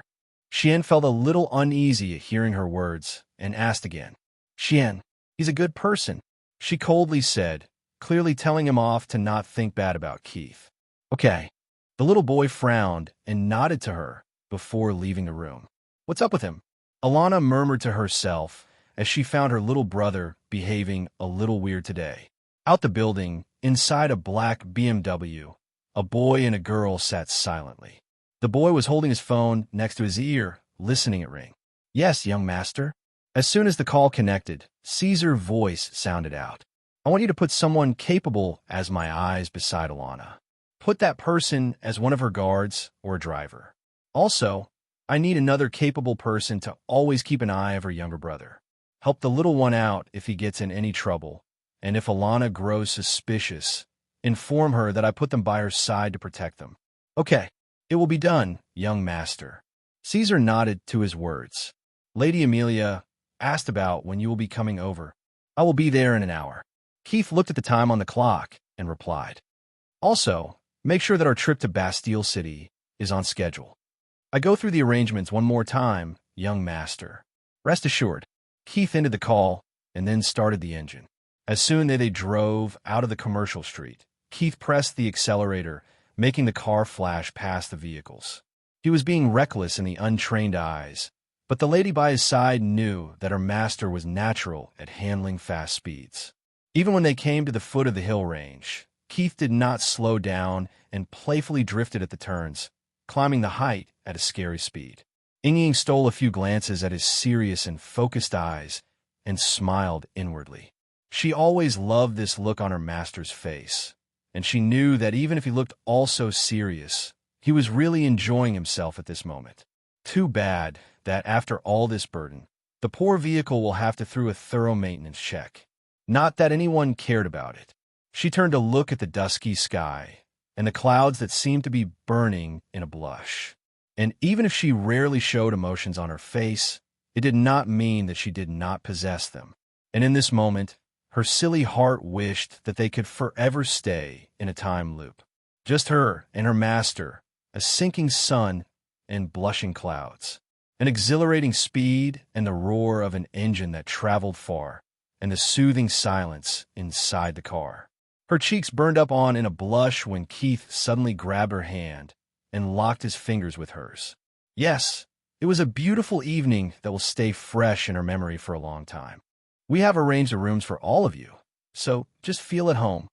An aged lady with the trademark green eyes of the Morntail family informed Keith after he finished his meal and met up with his intended.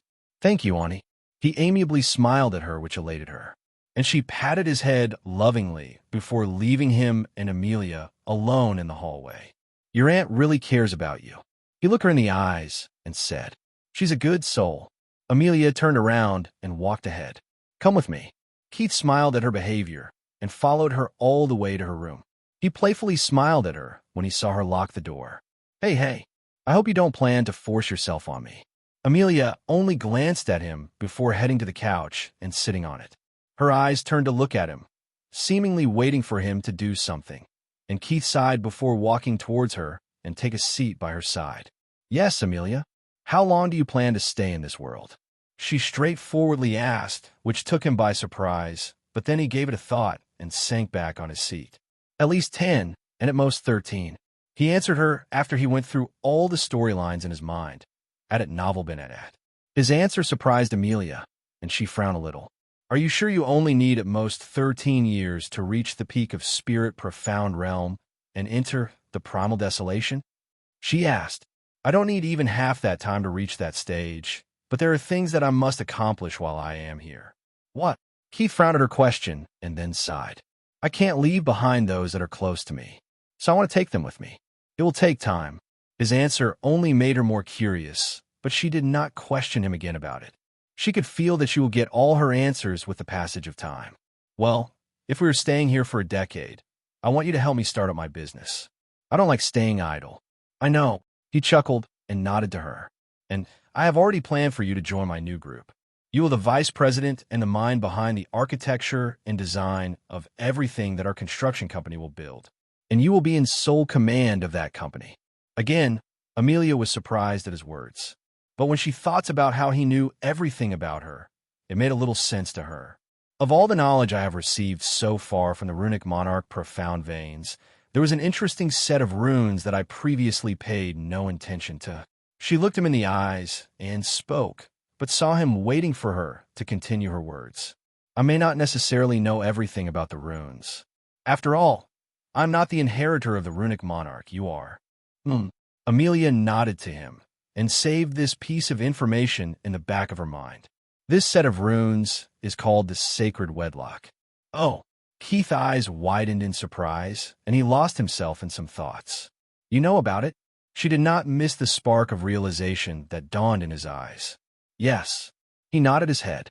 The runes of Sacred Wedlock is a special ritual where the couple take a divine vow, and then the runes are initiated. If the intentions of both the parties are true, the name of their partner will be forever engraved on their body in form of a rune. It's good that you know about it. She nodded to him. You want to perform the ritual? Keith narrowed his eyes and asked. Yes. Do you know any divine vow? He curiously asked, and sighed helplessly when she shook her head. I thought you would know. She frowned and said, I do know one, but I warn you. It's not a joke. He seriously said and looked her right in her eyes. We will be bound to each other forever till death do us apart.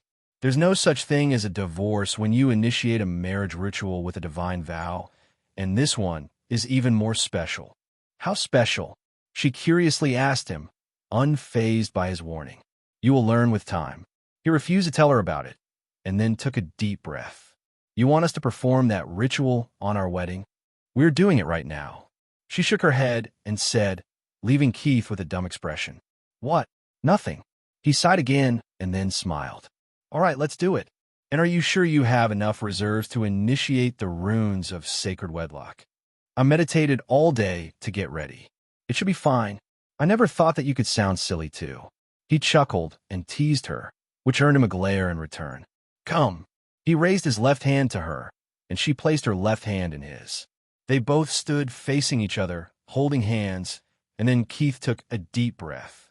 Are you sure? Yes. She nodded her head with confidence. Say after me when I finish the divine vow. Keith had never before felt so nervous in his lifetime. He knew the gravity of a divine vow, and he took his time clearing his mind before speaking his next words.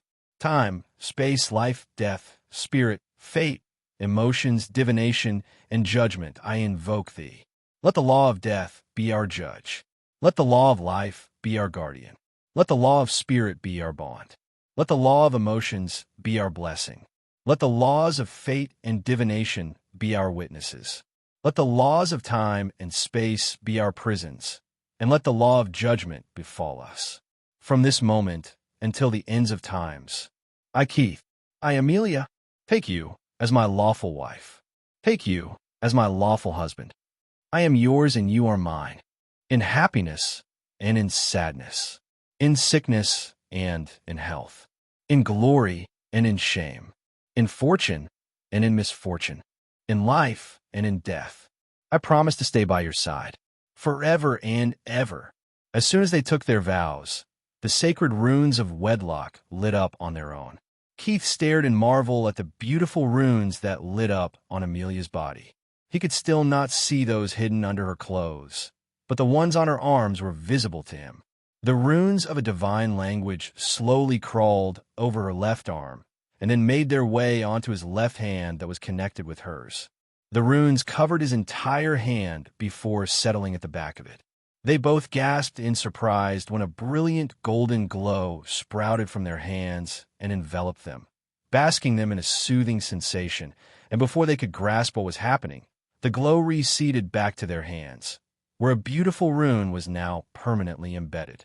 Even if Keith could not read the language, he knew that it was Amelia's name that was now etched on the back of his hand. And for Amelia, it was his name which she could read. They both could feel a weight of responsibilities on their hearts, and Keith, who realized the weight of the divine vow, could not help himself but step forward and plant a kiss on her forehead. She was his lawful wife now, and she was his responsibility. Amelia felt lightheaded as soon as he did that, and all the tiredness came crashing onto her. She did not realize it before, but invoking the sacred runes of wedlock had sucked all of her aura reserves. Keith wrapped his arms around her just as she was about to stagger, and then gently picked her up before taking her to the bed.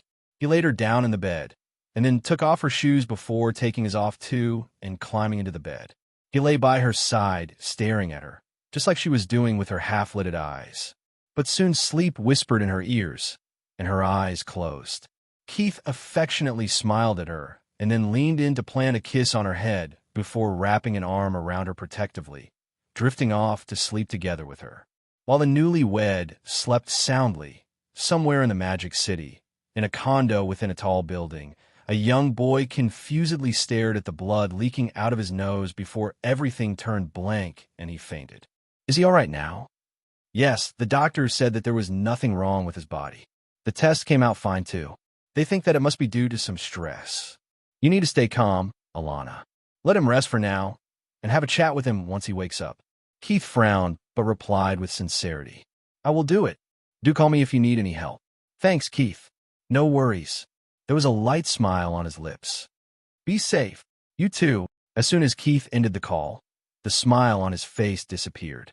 Yeshwan Parker had fainted last night, and Alana found him this morning, sprawled on the ground with dried blood on his shirt. And the little boy had not yet woken up.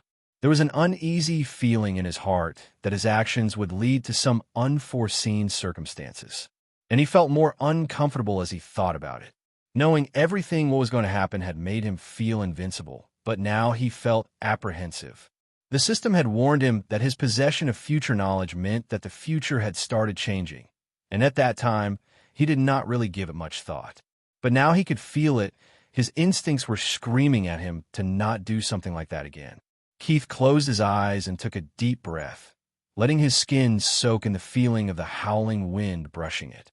He opened his eyes and looked at the back of his left hand, and as he utilized his aura and willed it, the beautiful rune appeared on it. Just a look at it comforted his heart, shoving away all the thoughts that made him uncomfortable. So what if there were going to unforeseen circumstances? He would face it all with confidence. At least, he knows who his enemy is and who his friends are. You are worth it all. He lightly smiled and then stopped utilizing aura in his hand. The rune stopped shinning and slowly sank back in his skin, disappearing from his sight. It had only been 7 hours since he last saw Amelia, and he found himself already yearning to see her. As reluctant as he was to leave her in the Magic City, Keith felt it was better to not indulge her in anything that was about to happen here. And so, he had bid her farewell and left with his entourage in the morning. Keith looked at the horizon and smiled brilliantly when he saw those ominous clouds making their way towards the Bastille City. He had always been fond of dark clouds casting the sky, but today he was elated for an entirely different reason. Master, Ying appeared on the rooftop, and a few seconds later, Caesar appeared as well. You found them?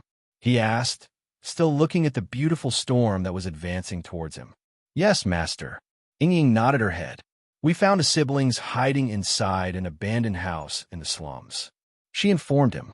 The boy left the house at noon, and then he disappeared. If you had not told me in advance where to look for him, I might have not found him.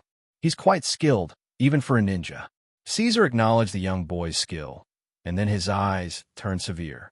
However, he's still young and reckless. He does not know that the enemy already knows his location, and, just as you said, he is falling in their trap. At it novel been at. I see. Keith nodded to himself and turned around. There's no need to keep an eye on him when he attacks that base tonight. Stay sharp and keep an eye on the little girl. Oh, and be ready to kill. It's going to be a fine night to play with blood. He smiled to himself, and somehow his smile sent chills up the spines of the three of them. Master, Victor, who had been staying silent all this time and had stayed behind to protect Keith, finally could not contain his curiosity. Who are these people? Ying was curious too, but Caesar already had some guesses after he tracked the enemy movements and saw through the young ninja skills. They're ninjas, Victor, cold-blooded assassins, trained since childhood only to kill and execute their orders. Keith smiled at him and then looked at the other two. There was an organization by the name of Kurwa in Japan. You can call it Black Hand if you want.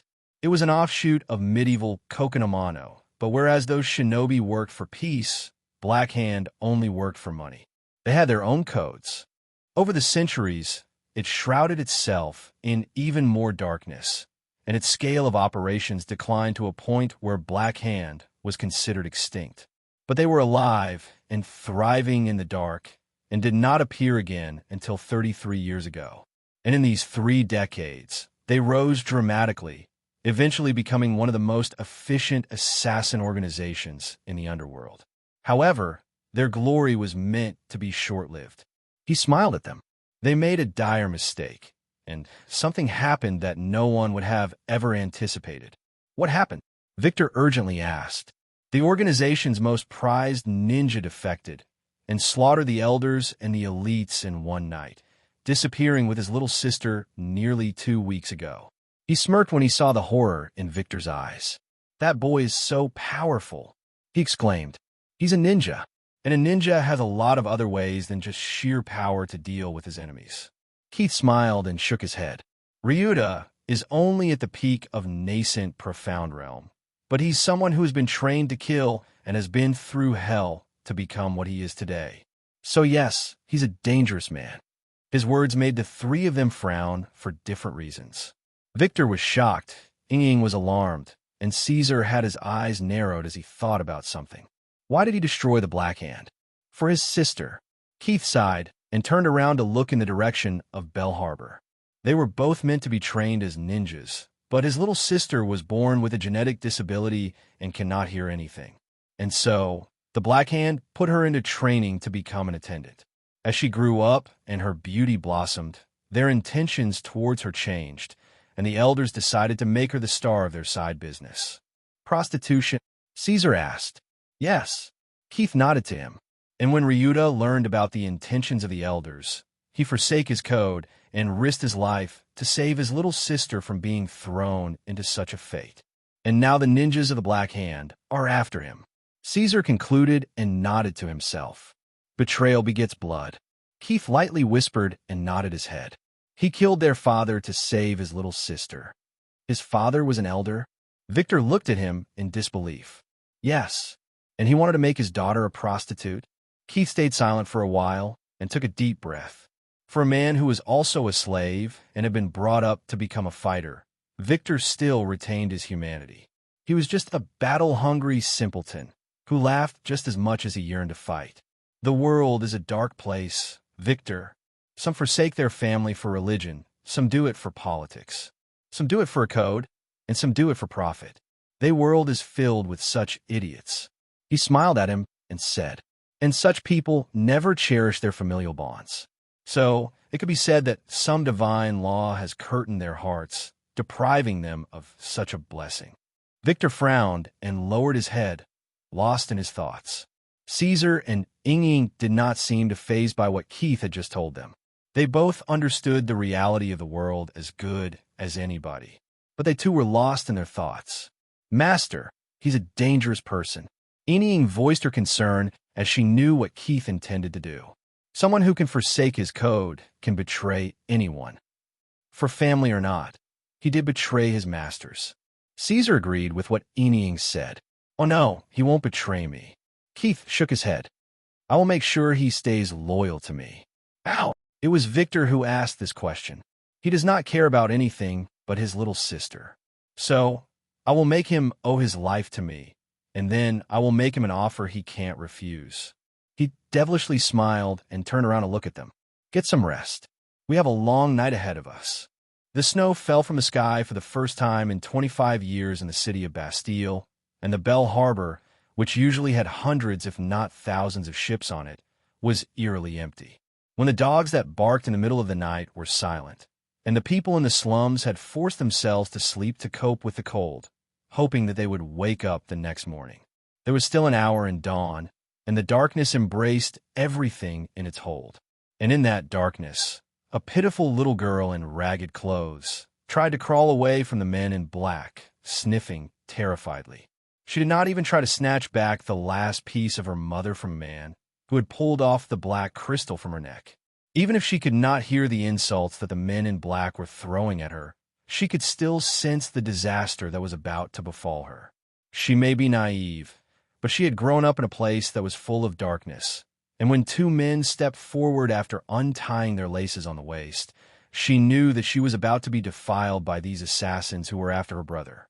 They would resort to anything if it meant completing their misaisen, and for a traitor, there was only the harshest of the punishment in their code. Ryuta had betrayed them to protect her innocence, and now they would deprive her of it, just to rub it in the wounds of her brother when he comes here. If she could form words, she would have taken her brother's name one last time, but she did not even know how her brother's name sounded. She just closed her eyes, wishing that when she opens them, everything will be fine. And warm tears poured out of her closed eyes, despite all her efforts to not let them out. Time passed, and the little girl finally felt that there was something wrong. The pain and humiliation she was destined for never came. She waited and waited, but she felt nothing but the cold and the touch of snow. And when she finally braved herself and opened her eyes to see what was happening, her frail heart skipped several beats as she watched a girl in black clothes cutting through the assassins with finesse and precision. There was also an old man who was monstrously fast, and every time his fist landed on an assassin, the latter did not get up again. It was still dark, and she could not see properly what exactly was happening, but she could sense it that everything was going to be fine. However, her heart nearly stopped when she saw a man on black throw a kunai at her, intending to bury it in her head. But then something unexpected happened, and she saw a hand catch the kunai. She turned to left, and she the old man leaning by her side, but before she could blink, he was off again, now killing the enemies with the very kunai that was thrown at her. He ruthlessly pierced their throats and the back of their necks with the kunai, killing them all in a single blow. The fighting eventually ended, with the old man in suit coming out unharmed, and the girl in the black outfit suffering some cuts, but seemingly fine. She tensed up when the old man looked in her direction, but then she saw him nod to her before turning to speak to his watch. A couple of minutes later, two men came rushing at the sight, and the girl apprehensively looked at them. One of them seemed a little dissatisfied as he looked at the dead bodies, but the other ignored the old man and the dead bodies, walking straight up to the girl before checking up on her injuries. The little girl may not have seen the world, but she was certain that no one could be more handsome than this boy. Even if it was dark, his beauty could still be discerned, and she was only more sure of herself when he lit up a small flashlight to get a better look at the girl's wounds. Keith knew that the little girl was watching him with interest, but he was only focused on checking up on Ying, and thankfully, all she suffered were flesh wounds, and there was no poison in her system. "I did not expect you to get hurt the next time." He admonished her, and saw a genuine smile appear on her face. "I will try, master," she lightly said, and then hurriedly lowered her head to hide her burning cheeks from his eyes. "Yeah," Keith chuckled to himself, and then stood up to scan his surroundings. And something caught his attention. It was a black crystal in the hand of one of the assassins, and a piece of information appeared in his mind. It was stated in the book that after the death of his little sister, he had buried her along with the necklace of their mother, because he did not have the heart to keep it on him. Keith slowly walked up to the body and crouched down, reaching for the necklace, but then he felt a chill up his spine when he felt the body of the assassin move. "Master!" Ying cried out, and Caesar was already rushing to him. There was no way he could make it in time. Blood leaked out, and Keith hissed in pain. He did not know how he managed it, but he caught the kunai with his left hand before it pierced his heart. He raised his hand and stopped Caesar, who was about to send the assassin in the arms of death, and coldly looked at the body that was weakly coughing up blood. Blood begets blood. He lightly smiled before he pried the kunai out of the assassin's hand and slowly buried in his neck, looking him right in the eyes, watching them dim as the life slipped out of him. Caesar frowned when he saw Keith take life of a man in such a manner. It did not look like an act of someone who was killing for the first time. Keith did it with such coldness that even most killers did not possess. "Young master, I am fine, uncle," he said, and frowned when he sensed that he was poisoned. He quickly utilized his aura to contain it in his hand, not letting it travel upwards on his heart, but it was going to be really troublesome to treat it later. He threw the kunai away and picked up the crystal from the assassin's hand. And now that he thought about it, what kind of a professional assassin would hold a crystal in his, and as he fought? Keith shook his head and sighed as he looked at the crystal that nearly got him killed.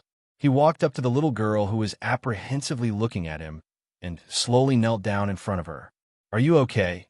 He used the sign language that he had been taught years ago, and amusedly smiled when he saw the girl's eyes widen in surprise. And then when she nodded, he presented her the crystal, but to his surprise, the little girl shook her head. "You don't want it?" She shook her head again and then pointed at his hand. "Thank you for saving me," she answered, and then bowed her head to all four of them. Keith tried to offer her the crystal one more time, but the little girl simply shook her head, refusing to take it. "Is it not yours?" he confusedly asked. "It was mine, but now it is yours," she meekly answered him, forming the signs with her hands. "Okay, thank you," he sighed and said to her before taking a good look at her features. If Keith had to be honest, the girl in front of him, who was only 14 years old, was the most adorable girl he had ever seen in his life. She oozed such innocence and cuteness that could melt anyone's heart, and she looked just like a doll, urging people to hold her in their arms protectively. If he did not know better, he would have thought that she was a heroine too because of possessing such a high charm, but he knew very well that it was not the case. This adorable little girl was meant to be defiled and killed tonight, and he had changed her fate. Keith subconsciously looked at his left hand that was still bleeding a little, and the burning feeling made him frown. He opened his palm in front of him and then used his other hand to carefully trace the cut, bringing his medicinal skills to use to stop the bleeding, and it worked except for an accident. The crystal that he held in his right hand, at some point, came in contact with his blood and started shining right before his eyes. He heard the little girl gasp in surprise at what was happening, and Keith himself was confused until the crystal seemed to shatter and then the strange black light entered his body. His heart nearly stopped when he saw a band-like ring appear on the ring finger of his right hand with strange runes that eventually settled down. He could now feel it running through his blood, the hidden power of darkness, and when wisps of darkness started oozing out of the cut on his left palm, devouring the poison, he just stared dumbly at it novel been at. Godstone, he murmured to himself when the darkness finally receded inside of his blood. Now, Keith rarely cursed, but he felt like he wanted to curse at someone and demand what was happening. Wasn't he supposed to be a villain? How in the hell did he encounter something that only a protagonist would face? The more he thought about it, the more apprehensive he became. Somehow, Keith became certain that this event had set him up to become the final boss of some story. And now he did not know if he wanted to curse fate or himself for trying to change the future.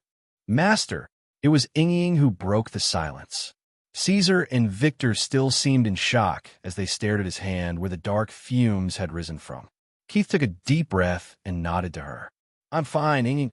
Young master, what was that? Caesar quickly came forward and inspected him. Only after he was certain that everything was fine did he heave a sigh of relief.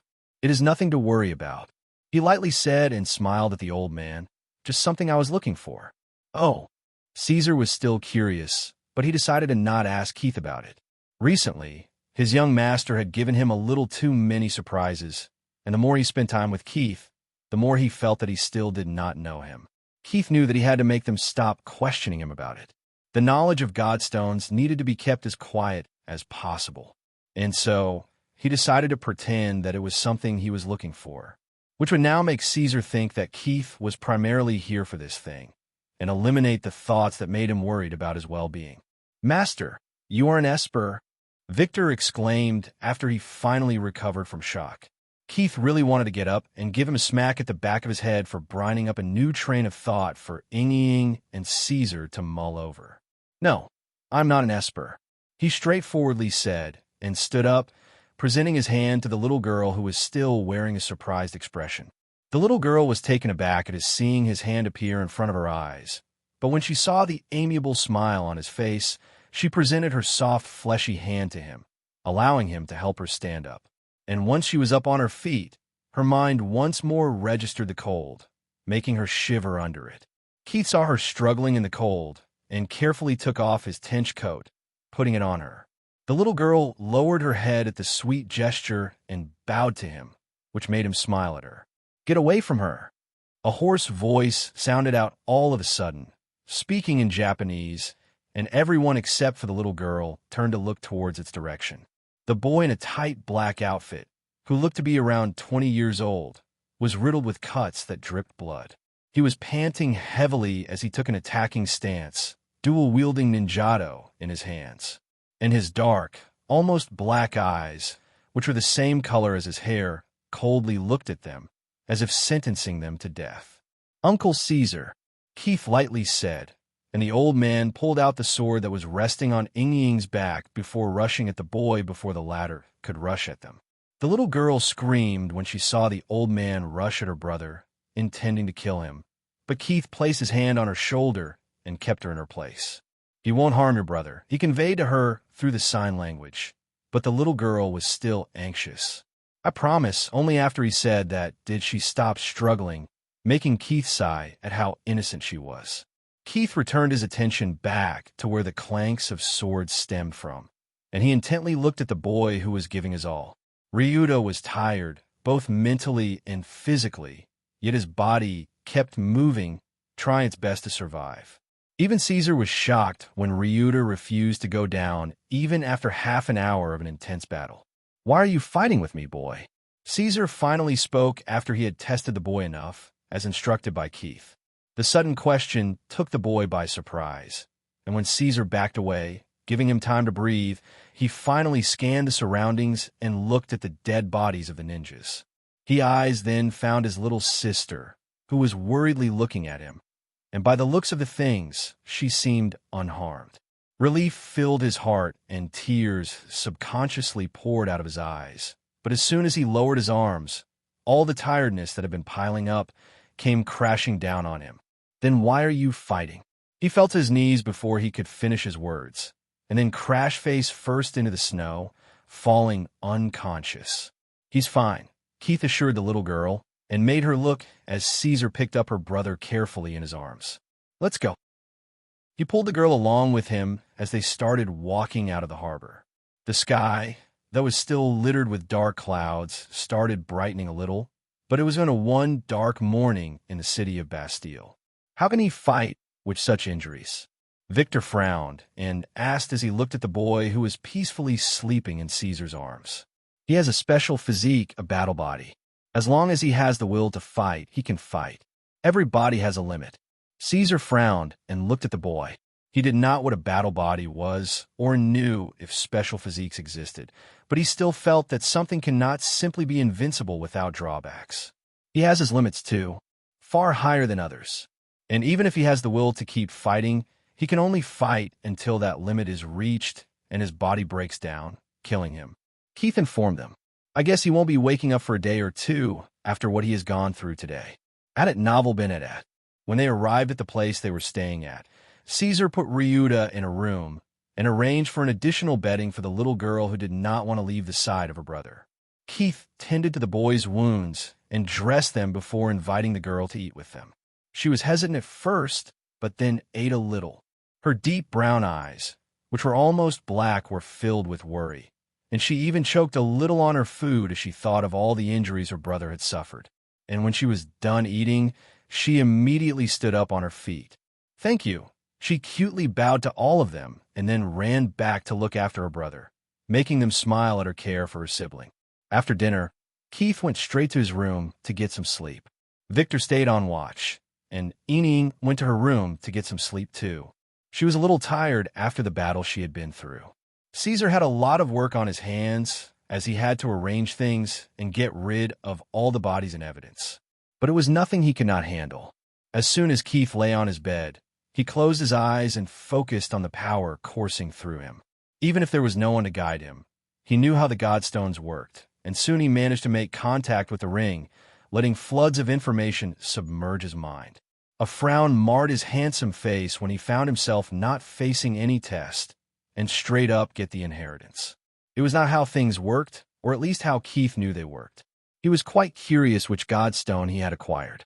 As far as he knew, he couldn't have gotten the Godstone of Hades, as that was in possession of a protagonist he would be up against years later, and that only left a few legacies that could give him the power of darkness. Imagine his surprise when he found out that he got the inheritance of the god of darkness himself.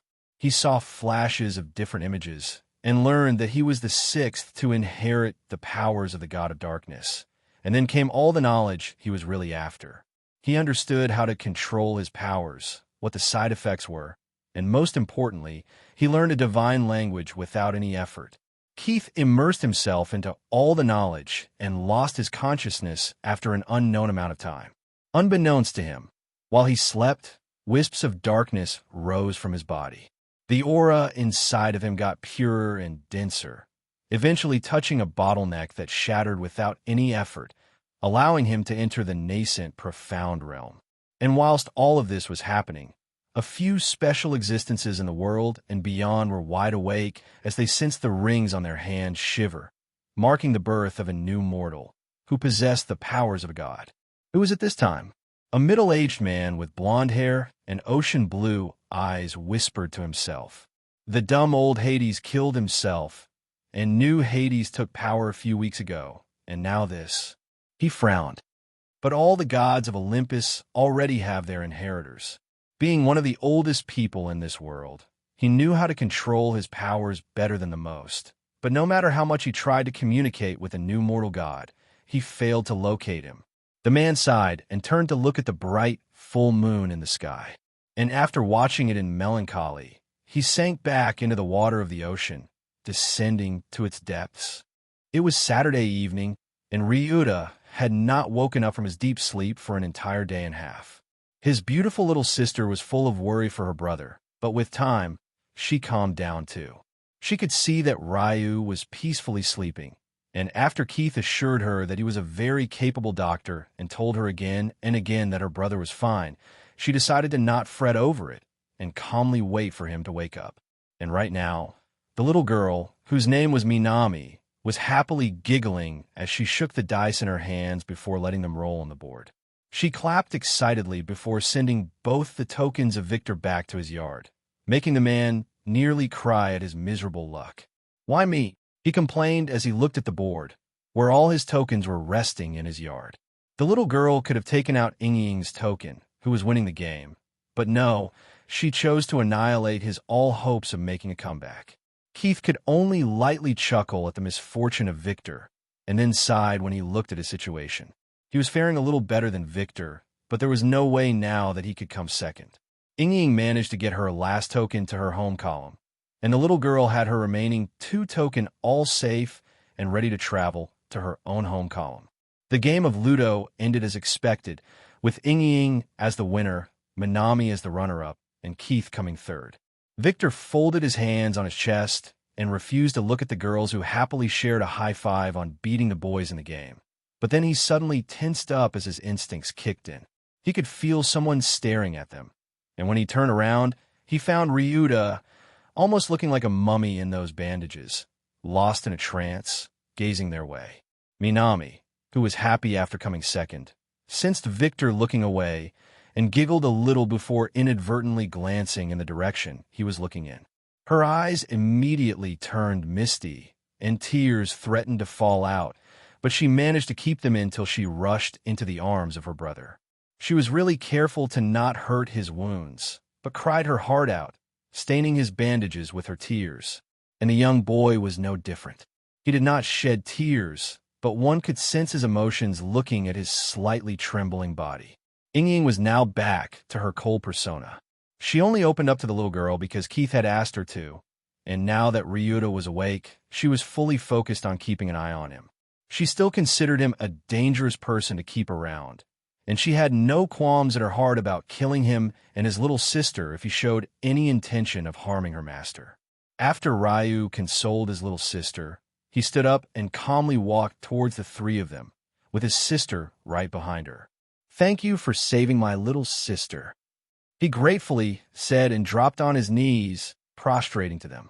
Minami only hesitated for a moment before she followed her brother's example, making Keith sigh and shake his head. The young Demiliore stood up and calmly waked towards the siblings. He ignored the boy and crouched down to help the girl stand up. "Don't do that again." He narrowed his eyes at her, and the timid girl obediently nodded to him, before repeatedly bowing to him to apologize for her action.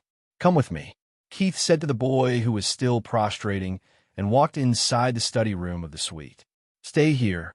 He raised his hand and stopped Ying and Victor from following him. Ying was a little hesitant to let Keith stay alone with Ryuta, but after she looked at the little girl, she nodded to her master. Keith instructed Ryu to close the door behind him, and then calmly sat on the seat behind the table. "You can sit," he said, but Ryu simply shook his head and curiously looked at him playing with a paperweight.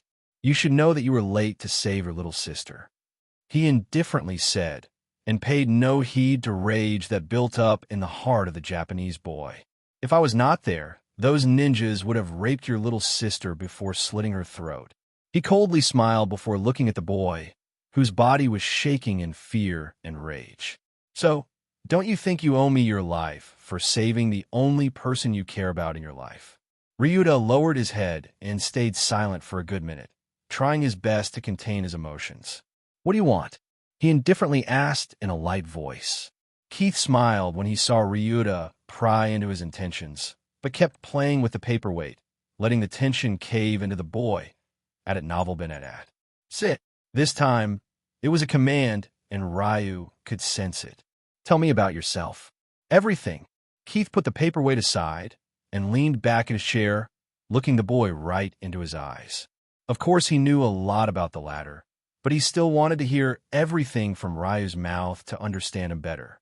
The boy felt quite awkward at his question, and the frown on his face was a clear indication of his confusion. "I want to know how and why a cold-blooded assassin like you possesses such familial love for his little sister.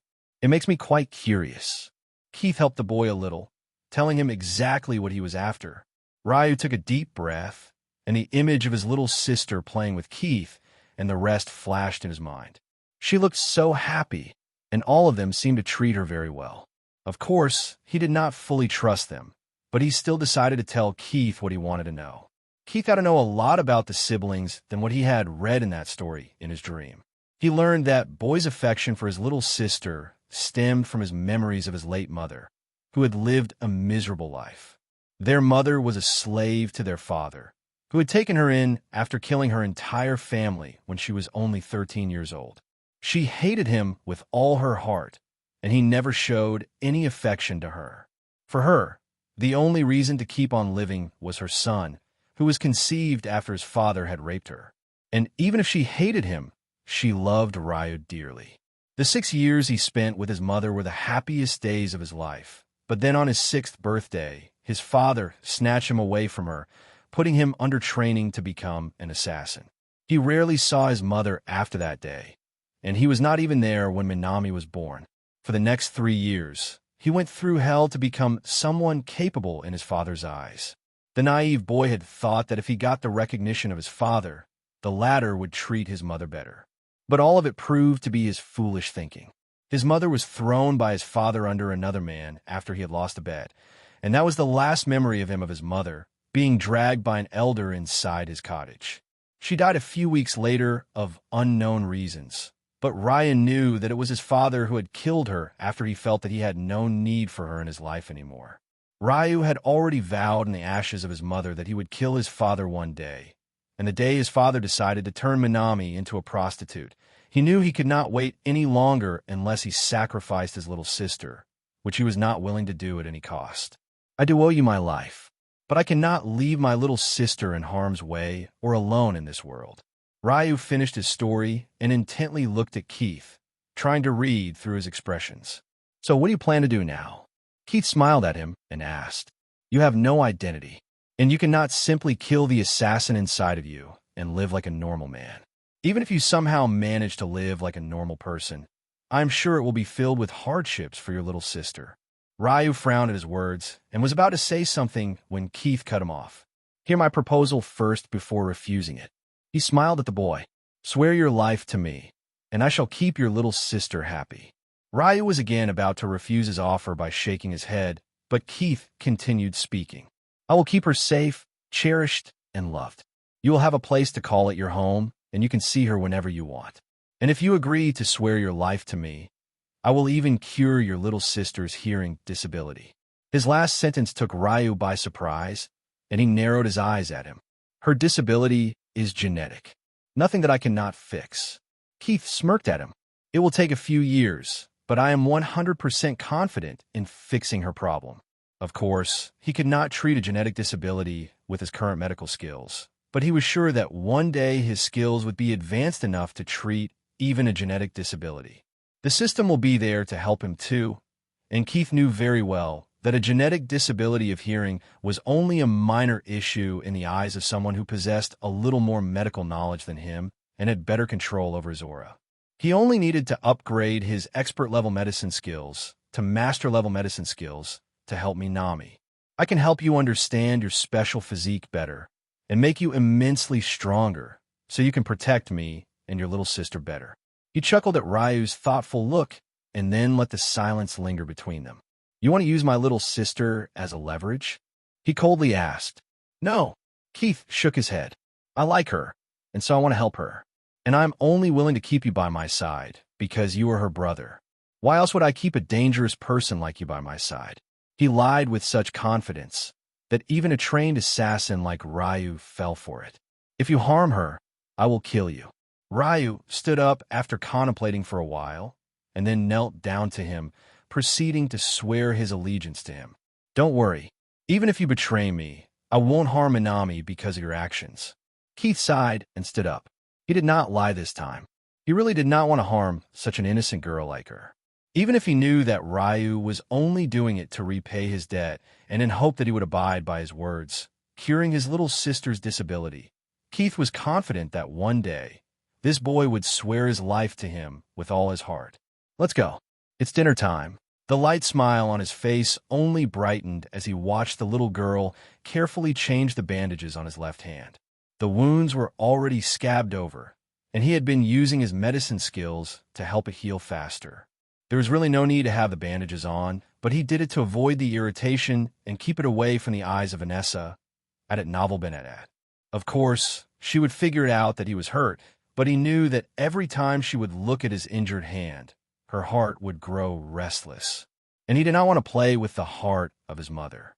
Minami had been trained since childhood to become an attendant, and even if she could not hear and could not be counted as a perfect attendant, she did know a little bit of everything, including first aid. "Thank you," he conveyed to her through signs, and then gently patted her head, which made the little girl blush and really happy at being complimented over a good job. The bandages were light, just like he had asked for, which allowed Keith to carefully put on a glove over his left hand. He could see the curious eyes of the girl looking at the ring finger of his right hand. She had been glancing at it for the last 2 days, and he knew exactly why she did that. Keith circulated his aura and intended for the ring to appear on his finger, which it did, making the girl almost yelp in surprise, and then he retracted it back inside his body, mesmerizing her even more. Minami embarrassedly lowered her head when she caught him chuckling at her, and then quickly wrapped up the first aid box before running out of his room. Keith, who was watching her leave the room, was taken aback by her sudden scream, but just as he was about to rush out, he found her running back inside his room. She hid behind him, trembling all over, and her fearful eyes peeked at the door as if waiting for something. He did not have to wait long to understand what was happening, because soon a beautiful mountain lion swaggered inside the room. "Milo!" Keith ignored the little girl who was trembling all over and crouched down to the lion who approached him. He lovingly petted the big cat and planted a couple of kisses on its head, which earned him the affection of the cat. The Mountai lion nuzzled its head in his chest, then in his neck, before rubbing it against his cheeks. Seeing him play with the big cat eased Minami's nerves. She was still apprehensively looking at beautiful beast, but she was no longer fearful of it. Soon a giggle escaped her lips as she watched it lie on its back and raise its paws in the air when Keith caressed its belly. It behaved just like a little cat, even if it was massive. "Come." Keith gently grabbed her hand and pulled her to sit by his side. The mountain lion immediately sat up when Minami crouched down, scaring the little girl, but Keith gently caressed her hand to assure her that she will be fine.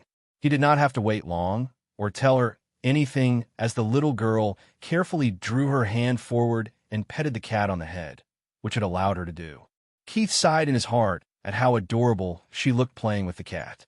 Her innocent smile was heartwarming, and it brightened up his mood even more. He carefully stood up, leaving the two of them to play with each other. Milo was harmless, as it had been raised in this manner since it was a little cub. It grew up together with Keith and usually stayed in his mother's wing nowadays. However, it did pay him a visit every now and then, and only if it found his door open. It was a very smart creature, and everyone in the manor, including all the maids, really adored it. Keith left the room after a few minutes, and instructed to a maid to keep an eye on Minami so that the little girl won't be troubled by his absence or get lost in this manner. She had been settled in the adjacent room as his personal attendant, in charge of catering to his daily needs. And her brother, who had been surprised, shocked and apprehensive when he found out the identity of Keith, was now resting in a small house right next to Victor's on the Demiliore estate. Since they were both at the peak of nascent profound realm, Keith had instructed them to learn from one another for a couple of months before he would help them both get stronger. And he already had in mind what he could do about it. It was Sunday afternoon, and Vanessa was away on a business trip, set to return by the evening. Nana, who had been living in the manor for a week, left yesterday after her mother was discharged, settling in a new apartment that Keith had instructed Aunt May to get for them. He had been keeping in touch with Nana and Chinua while he was away. The latter was quite curious about how things were going on his side, and he kept her briefly updated with his progress in the Magic City. And right now, she was coming over to see him with her mother. Of course, the little Miss Lynn told him that it was her mother who wanted to see him, but Keith understood her personality really well and read through her intentions. It might have been Celine's idea to come over, but Chinua wanted it too. She had been a little restless for the past few days and needed to know in detail how things turn out for Keith in Magic City. "Good afternoon, Aunt May." He smiled at the aged lady who was attentively waiting for him outside the manor, standing right next to her son. "And you seem a little off, Sebastian. Everything all right?" "Good afternoon, young master." They both replied in unison before Sebastian proceeded to answer his query. "Everything is fine, young master. It's just that the task you assigned to me is progressing very slowly. Take your time. No need to rush. As long as you can get it done by the 3rd week of January, it's all fine." Keith understood what the young man was fretting over and assured him. Sebastian was in his middle 20s, the same age as Ying, and he had been raised with a lot of responsibilities on his shoulders. Since he was meant to inherit his father's position in the future, he had been working tirelessly over the years to prove his worth. Not only was he a talented orator in the early stages of Great Profound Realm, but also well-versed in business, economics, and IT. And now that Keith had taken him in as his right-hand man, he wanted to prove himself to his master to gain his utmost trust in his abilities. "Up for a walk?" he asked them, and they both nodded to him before following behind him. "Aunt May." He gave her the go, and the aged lady started speaking. "As instructed by you, young master, we have hired a team of young aspiring architects as well as 2 senior civil engineers. The staff for our construction company is full, and we have established a contract with the Labor Association. Everyone is ready to start working as soon as you give your instructions." She informed him, surprising him by how efficient she was even if he had utmost faith in her abilities. "As for the reserve funds you put in my hands, I have bought a few properties with potential of development, and here are the details." She handed him a file, and Keith carefully went through it. "You can instruct the team to start working on Area A and C. As for Area B, I have my own plans. Make sure that the staff understands that I expect their very best, because it will be handsomely rewarded. Rest assured, young master, I will preside over the projects myself. There are already rough plans for development in these 3 areas, and the plans for Area B will be shelved as instructed by you." "Good." He nodded to her and then handed the file back to her.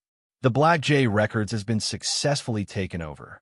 All the legalities are done with, and the company is running as usual." "Yeah, I met Warner in Magic City." He nodded to her. She understood that she did not have to go in detail about Black J Records, and so she skipped to the next thing. "As instructed by you, a new lodging and recreation company has been established under the Black Forest Group, as well as an IT company.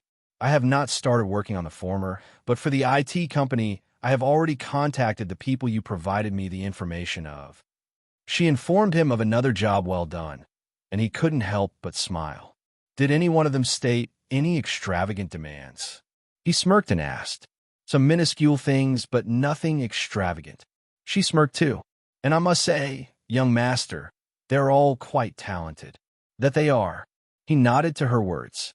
The people he had chosen were going to be the best in the field in the coming years. But right now, they were just a bunch of unemployed lads who were trying their best to make a living for themselves by getting taken advantage of. "I have also hired an analytical team for the IT company, and the first analysis on the current social media apps will be submitted to you tomorrow." May informed him.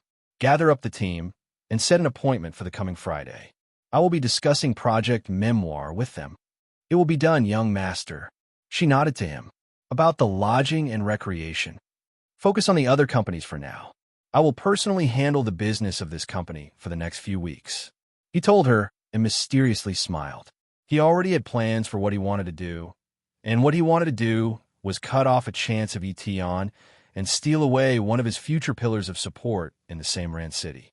Sebs, make sure you are free on Saturday evening, Keith told the young man, who immediately nodded to him. The three of them walked through the gardens, and on their way back to the manor, they saw a silver Aston Martin Valhalla heading towards it. Keith recognized the car and smiled when he saw Qing Yue and Celine step out of it, and for a moment, he couldn't help but be stunned at how beautiful Qing Yue looked today.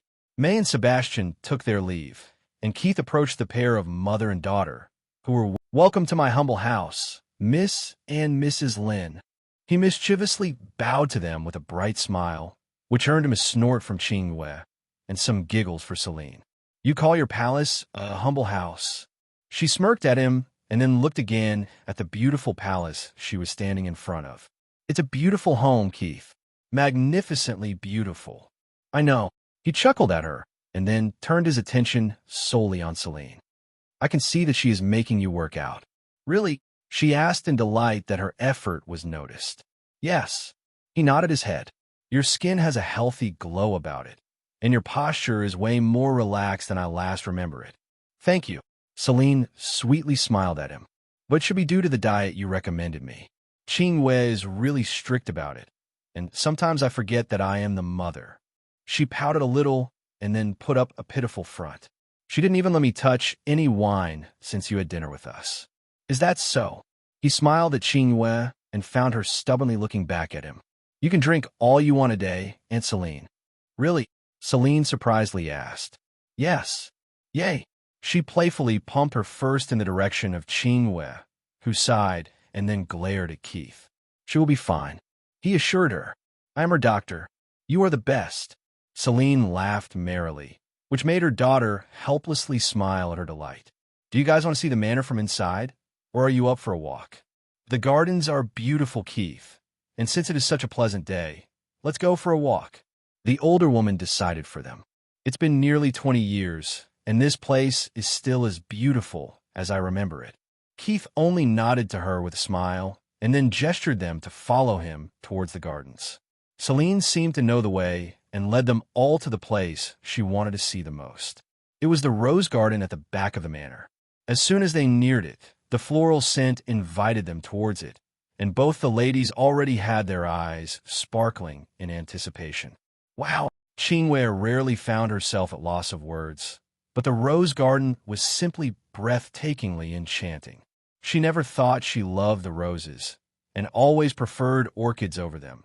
But now, as her eyes scanned her surroundings and held in the colors and the profound fragrance, she was smitten with these beautiful flowers. There was a wide variety of roses here, which included even some of the rarest in the world. Some were artificially created, such as the rainbow rose, but then some were naturally cultivated with utmost care over the years, such as the Juliet rose. Vanessa always loved roses. Celine crouched down next to a beautiful blue rose and gently traced its petals. What's your favorite flower, Keith? Rose. He informed them, and then fondly smiled at the next section of the garden where black roses were being cultivated. And you prefer the black? She smiled when she caught him looking in the direction. I do, but I like the blue and red roses just as much. In fact, if I had to pick a favorite, it would be a type of red rose. Which one? Qing Yue scanned the surroundings and found quite a few series of red roses in different shapes and shades. Come, I will show you. He left the two of them further into the garden, where the floral scent was the most potent. The two ladies watched him curiously as he couched next to a plant, and then carefully plucked out a rose before getting rid of the thorns from the stem. Here, he smiled at the gray-eyed girl and presented to her the flower he was most fond of. It called Osiria. Qing Yue stared at the beautiful cherry-red flower with alternating white on the petals, and carefully accepted it from his hand. She raised it up to her face, and then, as she inhaled its scent, she felt a little dizzy at how pleasant it was. Seeing a pinkish glow appear on Qing Yue's cheeks which was the indication of how much she loved its scent. Celine giggled mischievously. If I remember right, Osiria is the symbol of eternal love. She grinned brightly as she caught her daughter's eyes widen in surprise, but then pouted when she heard Keith chuckling at her words. It's true. He nodded and then looked at the flower in Qingyue's hand. But it's not because of it that I like it so much.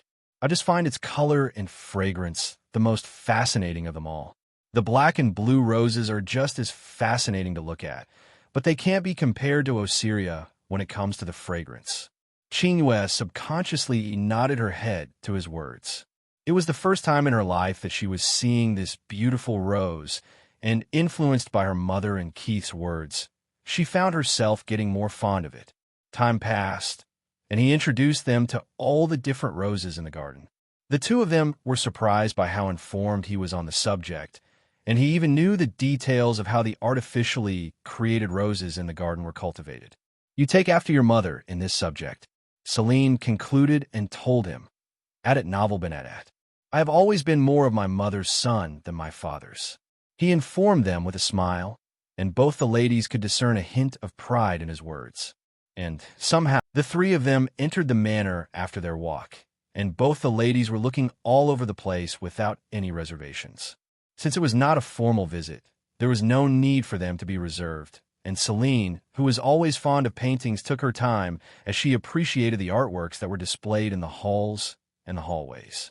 How did things turn out for you in Magic City? The older woman brought up the question after she stared at a painting that displayed a young man lost in his thoughts, surrounded by nymphs, both naked and clothed. The wedding is set for 31st of December. It's going to be a family affair, but a few friends will be invited to it as well. Keith informed them and then smiled. Now that you have brought up the subject, let me formally invite you two to my wedding. I will really appreciate it if you would show up on my special day and become a part of my happiness. Qingyue frowned as soon as she heard his words, and the restless expression got past her defenses and appeared on her face. We will be there, Keith. Celine did not seem bothered at all and happily smiled at him. But I'm surprised that you are holding it so soon. She will be joining me in my business, so we had to schedule it as soon as possible. She has a knack for business? Qingyue narrowed her eyes and asked. Not really. She will do great, but her real talent lies in architecture and engineering. She will be the head of my construction and designing company. He told her and then lightly smiled at her. Did you manage to convince your dad to support you in your venture? I did not ask him about it. She shook her head. Mama has some money, and she has agreed to lend it to me. It will be enough.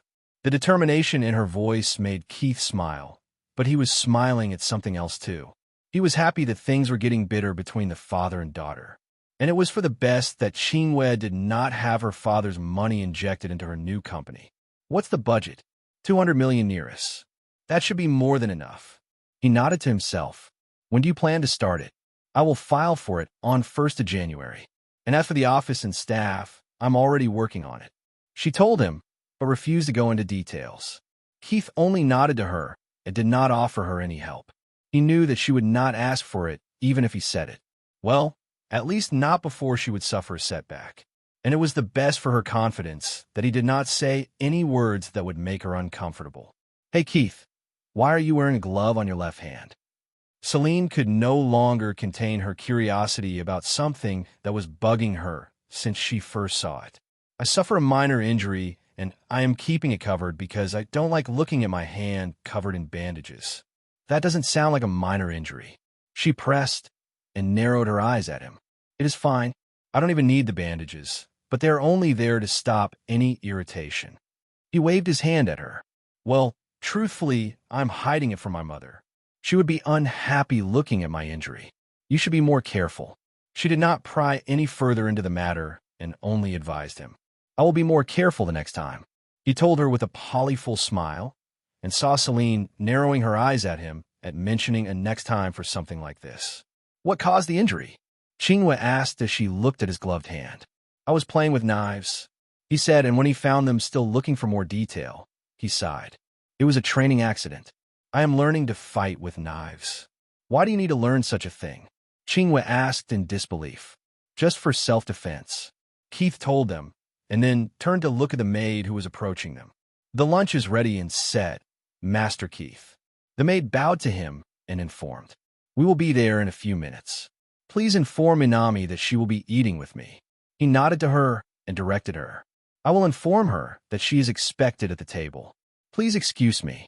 She bowed to him again before taking her leave. Minami. Qinghua frowned at the Japanese name. As far as she remembered, his bodyguard's name was Ying. "She's my personal maid," he simply said, and then gestured them to follow him to the dining room. And there she was again, gushing over the cutest girl Celine had ever seen in her life. Minami was so focused on serving Keith lunch that it just melted the hearts of the mother and daughter who were sitting at the table. Qinghua did not show it or say anything, but she was also fondly smiling at the little girl. However, her mother was on the verge of breaking out in tears at how cute she found Minami. Keith was sure that somewhere in the back of her mind, Celine was thinking about adopting the girl, but there was no way he was letting her leave his side. "Thank you." He politely thanked her after she plated up the main course for him under the guidance of a maid who was teaching her how to do it. Minami brightly smiled at him, and then cutely bowed to him, which made Celine clasp her hands against her chest and sigh at the adorable little girl. Too bad that she could not use the sign language, or else she would have sat the little girl down by her side and kept chatting with her. Minami caught the older woman looking at her with misty eyes, and being clueless at what it was about, she just apologetically bowed in her direction. "Keith," Celine called out as soon as she saw the little girl bow to her. "Yes, I want to adopt her," she straightforwardly said. "No," and he straightforwardly refused. "What?" For a moment she was taken aback by Keith's instant refusal, but it was not something she had not expected. "Pretty please?" she insisted. "No, Aunt Celine." He shook his head. "I'm not letting her away from my side. It's a promise I made to her brother and myself. Also, I am her doctor too." The last line was an excuse he put up so that Celine would drop the matter. "Didn't you say that it was genetic?" Qinghua perked up her ears at his last line and curiously asked. "Yes." He smiled at her. "But I am confident that I can fix it in the future. It will take a few years, and I need to improve my skills, but she will be able to hear the sounds one day." "You can even fix genetic disorders?" she asked in disbelief, and even Celine seemed shocked at the revelation. Added novel Benedat. There are many mysteries in the world that you cannot fathom, and a genetic hearing disorder might seem like an impossible thing to fix, but it is a simple matter when you possess enough knowledge. He turned his attention to the steak and silently started cutting it. "Mysteries?" She narrowed her eyes at him, but found him not intending to answer her question. Keith put the knife aside when he was done cutting up his steak, and then turned to look at the little girl who was still standing by his side. "Sit," he ordered her, and Minami hesitated a little before sitting next to Celine. The maid did not have to be told what to do, and she silently walked over and started plating food for the little girl. Celine helped a little too, and then the four of them immersed themselves in their meal. "I'm still expecting you to tell me what you mean by the mysteries, Doc." Qinghua finally couldn't contain her inner curiosity and asked again. "You really want to know?" He chuckled at her question and then looked her in the eyes. He kept staring in her beautiful gray eyes, and Qinghua felt her cheeks heat up under his intense gaze. "Yes," she answered. "Do you know what auras are?" He gently asked, and saw the girl frown at his words. "No." He expected her to not know about it, and nodded to her before looking at her mother. Surprisingly, Celine nodded back at him. "I have been friends with your mother, Keith, and even before Vanessa told me about these things, I knew a little about it. Also, Father Lin knew some auras, and he asked a few doctors to check up on my illness. And I know that the method you used to treat me involved aura." Keith nodded to her words and then picked up the glass of wine before taking a sip. Auras are people who are capable of using aura, not only to strengthen themselves, prolong their lives, but to also perform tasks which are otherwise scientifically impossible. He explained to the curious girl and then pointed at the spoon in his hand, and when her eyes looked at it, he used his strength to bend it effortlessly, which made her eyes widen in surprise. But then he did something that really shocked everyone who was looking at his hand. The spoon, which was now bent in a U shape, started floating an inch above his hand. Since he had now entered the nascent, profound realm, he could let out his aura soul to cover up his limbs, and since none of ladies were aurors, they could not see the aura and only saw the spoon floating in the air. Well, except for someone who possessed a special physique. How did you do that? Qingwei fell out of the trance after Keith returned the spoon to its normal state before putting it back on the table. I just told you. He chuckled at her and then sipped on some more wine. What was that purple light? Sure enough, she had seen his aura even if she was not an aura yet. Purple light. Celine frowned at her daughter's words. There was a purple light coating his hand. You did not see it. No. Her mother shook her head, and then instead of Qingwei, she looked at Keith for an answer. That was my aura. Each person has a different colored aura, and mine is the shade of purple, amethyst to be exact. He told her, and only those that are aurors can see the aura. But I'm not an auror. She confusedly looked at him. No, you are not an auror. He nodded to her. But you are a very special existence, possessing a special physique that will help you on the path of becoming an auror. Special physique? There are a few people who are blessed with a special physique that gives them an advantage over the rest when it comes to cultivating. If you choose to become an auror in future, your cultivation speed will be faster than that of the rest if you manage to find out what exactly is special about your physique and then utilize that specialty. Qingwei seemed elated to know that she possessed something so special, but then she frowned and looked at Keith. You know what type of special physique I possess? She asked hopefully. I do, but I won't tell you for now. He smiled at her and seriously said, Why not? You cannot utilize it even if you know what it is. It would only distract you. He kept looking in her eyes and said, Once you have become powerful enough, I will tell you. She can become an auror. Celine, who had been shocked at the revelation, finally exclaimed, Yes, Aunt Celine. He nodded to her. Seeing him nod to her, a happy expression appeared on her face. Wow, Qingwei, you are so lucky. She leaned onto her daughter and planted a kiss on her head. Thanks, Mama. Qingwei blushed a little, but the smile on her face showed that she was really happy. Keith, how do I become an auror? And can Mama become an auror too? Keith sighed when he heard her words and then put the silverware down before leaning back into his chair. Not everyone is capable to successfully stepping into the path of aurors, but everyone can try. He said, and then looked at Celine. You have passed your prime, and it will be tough for you to successfully complete your aura formation. The chances are low, but are still there. However, your body is not ready to go through that ordeal right now. It's something we will talk about a few years later. Celine already knew about the things he said, and even if he did not bluntly say it, she knew that her chances were so low that they were close to none. Not everyone could become an auror. It was a fact. Otherwise, the world would have been infested with them. Aura, soul formation. Qingwei picked up the name from his words and wanted to know more about it. She was a little disheartened at hearing Keith's words, as she had picked up on his meaning, but she did not want to speak about it to spoil the mood of her mother. For a person to become an auror, they must first complete an aura circulation, opening all their aura nodes and channels in their body. Once it's done, they refine their body with their aura, and once it has reached an optimum level, you would simply have to wait for your aura soul to form.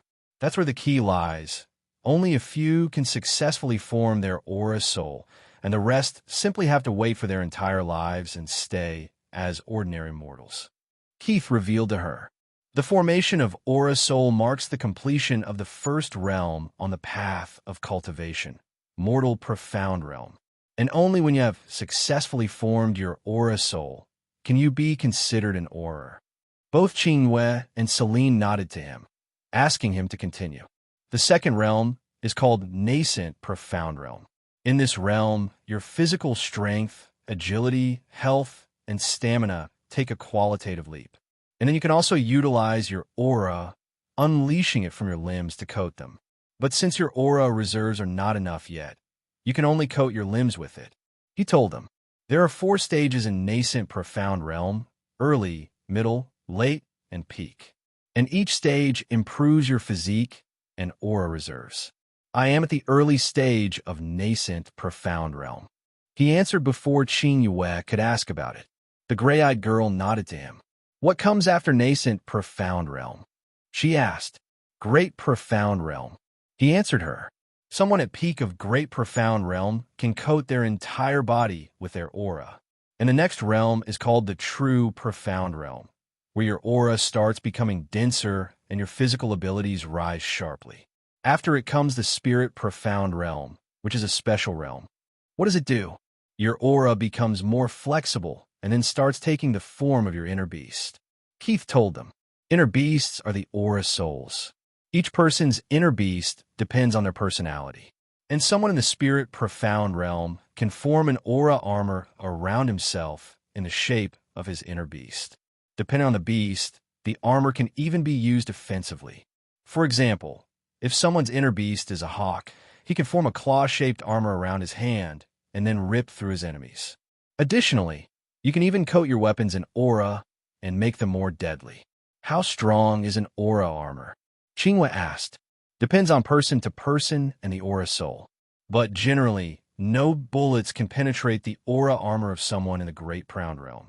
People in the true Profound Realm can simply be considered invincible to humans. Even I can shield some with my hands.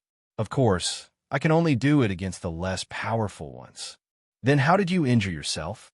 Celine frowned and asked. Your aura armor cannot last forever. It depends on your aura reserves. And I suffered the injury when I was still at the peak of Foundation Profound Realm. Oh, the older woman nodded to him and then sighed. You guys are so lucky. Just like any other person, she too yearned to become an aura. Who wouldn't want to age slower and live longer? And all women wanted to stay young forever. Never lose hope. He chuckled at her words. And seeing his beautiful smile, Celine's heart felt at ease. What comes after the Spirit Profound Realm? Qingwei absorbed all the information and asked, You will have to find out about it yourself. He smirked at her and refused to tell her more about the Cultivation realms. So, Foundation Profound Realm, Nascent Profound Realm, Great Profound Realm, True Profound Realm, and Spirit Profound Realm. The 5 mortal profound realms. Keith nodded to her. So, when do we start? She smiled at him and asked, Start what? He frowned and asked, You are teaching me how to become an aura. It was not a request, and Keith could sense it that he had been hasty about all of this. Now this girl was going to endlessly pester him if he did not comply with her demands. Let's wait a few months. We both have lots of other things on our hands that we need to deal with first. The gray-eyed girl nodded to his words, content with his answer. She was really happy in her heart that he had agreed to her demand, and it meant that she could spend some more time with him, exploring him. He was an enigma that she felt attracted to, and she wanted to know everything about him. Celine and Qingwei insisted on getting a tour around the Demiliore estate, and since Keith was free this afternoon, he accompanied them. They visited the ranch, where both the ladies spent quite some time to be around all the animals. Keith introduced them to his favorite horse, and even offered a ride, but both the ladies refused. Celine was simply scared of horses, courtesy to a trauma she suffered when she was a child. And Qingwei had never learned horse riding. She was not bold enough to be on the same horse as Keith when her mother was looking, and so she politely refused his offer. However, she did show her intention to learn it in the future. The young Demiliore did not insist on it, and let the ladies watch as he took his pal on a ride. He was quite a skilled equestrian, and he just seemed to do everything effortlessly with a grace that threatened to steal the hearts of the maidens. Later, the trio visited the farms where fresh vegetables and fruits were cultivated, and Keith even showed them the quarters of all the servants that lived on the estate. They included the guards, the farmers, and the other caretakers of the estate, and there were more than 700 servants and their families living on the estate. Celine was really impressed by how respectful all the servants were to their young master. It did not seem something forced. Rather, they seemed to respect him from the bottom of their hearts. The way no one really showed any surprise when he visited the quarters was evidence that he was not visiting them for the first time. And the older woman could not help but admire the upbringing Keith had under the care of his mother.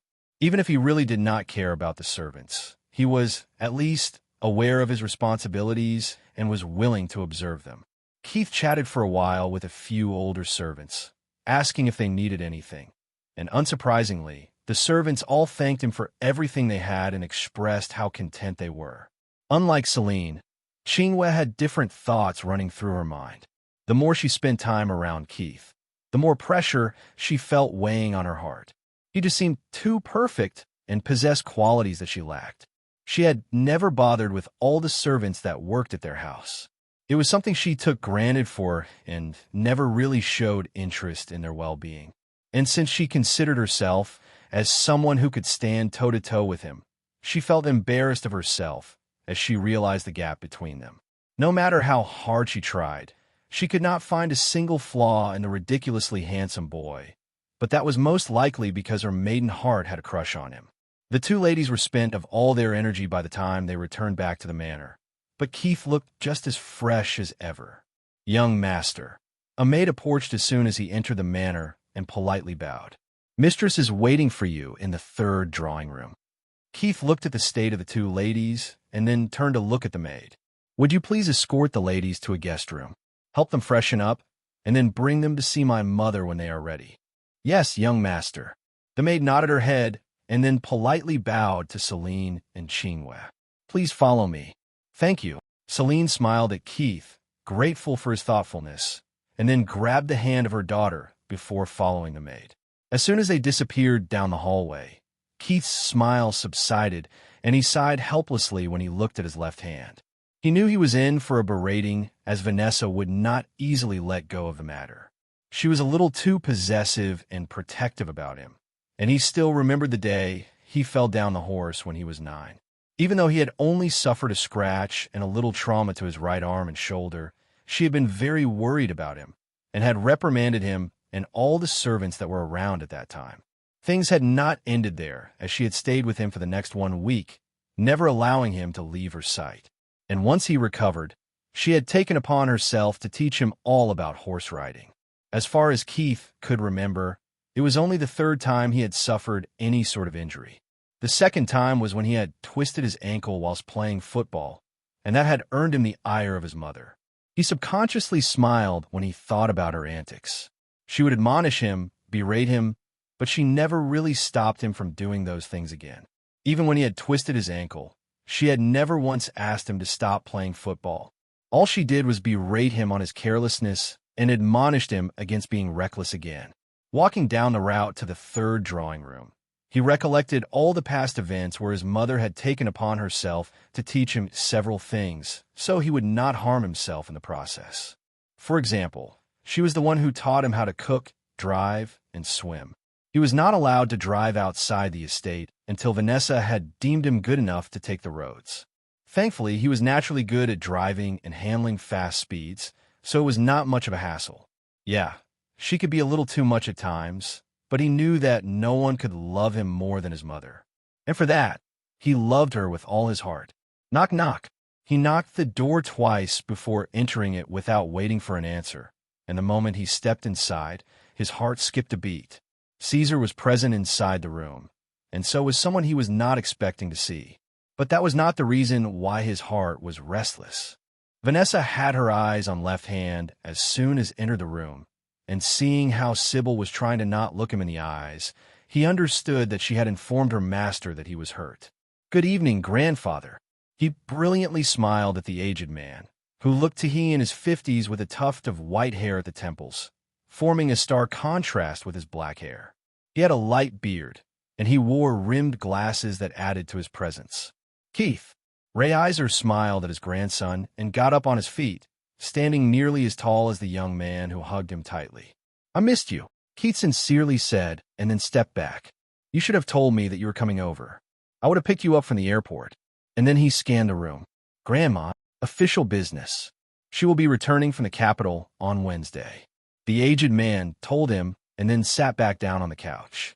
His grandmother, Diana Demiliore Consortium, was one of the 5 deputy governor-generals of the country of Netheria, and was also the speaker of the Chamber of Governors that ran the country of Netheria. It was for these reasons that she had to stay in the capital, and since Reiser was now a retired 4-star general of the Netherian army, he served the military as an advisor and stayed with his wife in Eden, the capital of Netheria. We have learned a lot of interesting things about you, Keith, and we would like to get some answers. His grandfather stopped smiling and then gestured him to sit by his side. He knew it was coming, and he had been ready for this moment. What do you want to know, grandfather? He respectfully asked. When did you start cultivating? It was Vanessa who asked this question. A while ago. He lightly smiled and answered, which made them both frown at his words. It was clear that he was not willing to go into details, and Vanessa was a little upset because of it. However, she kept quiet for now. And you did not want us to know that you have been cultivating? Reiser narrowed his eyes at him. Why? I had anything to teach me, grandfather. I did not compromise on my safety. He assured him, but then heard his mother snort. We can see how serious you are about your safety. The coldness in her voice sent chills up his spine, but thankfully, Reiser was there to rescue him. And your medical skills? I have an inheritance, grandfather. That's all I can tell you. He apologetically bowed to the old man and sighed in relief when he felt his grandfather place his hand on his shoulder and pat him lightly.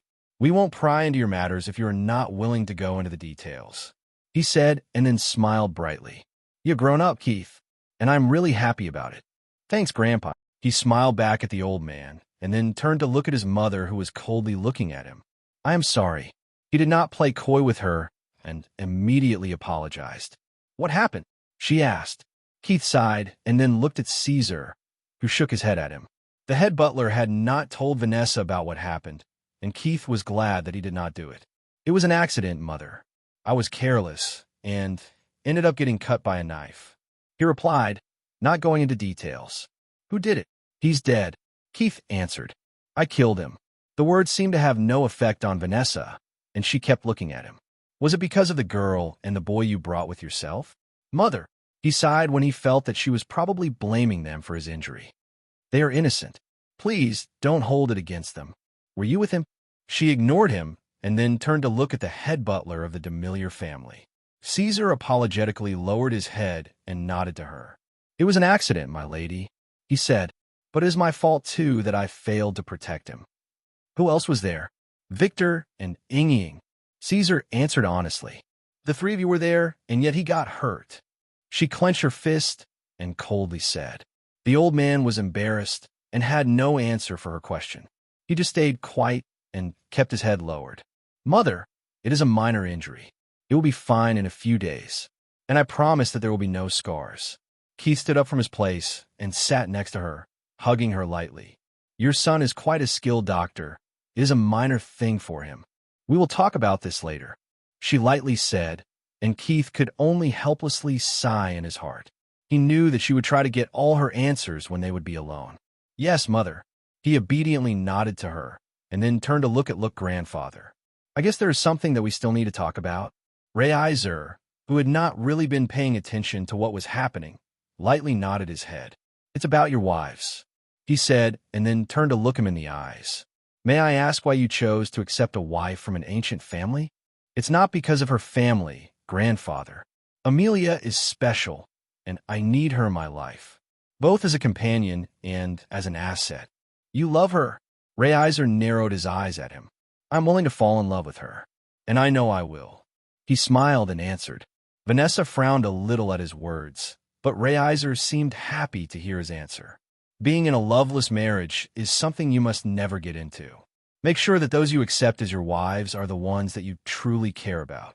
The old man said, We are strong and self-sufficient, and you have no need to sacrifice your happiness just to form some alliances.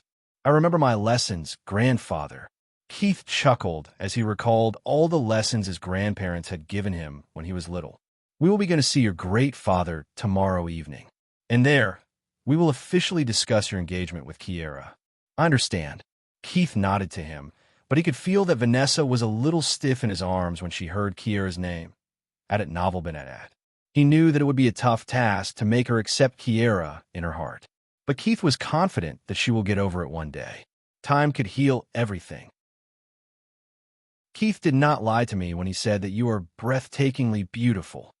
Vanessa gently cupped the cheek of Qing Yue and commented, which made the girl burn in a furious blush and avert her eyes. Of course, she's beautiful. I am her mother. Celine smugly smiled and added, which earned her a snort from Vanessa. She's more beautiful than you, Celine.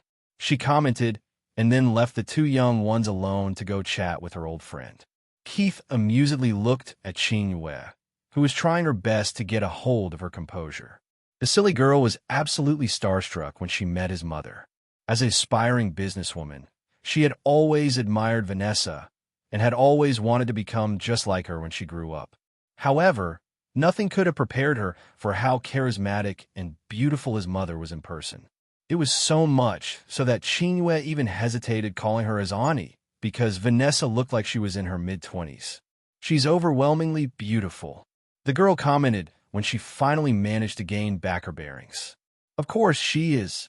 She's my mother, after all," he replied in the same manner Celine had done earlier, which earned him a snort from Qingyue, just like that of his mother.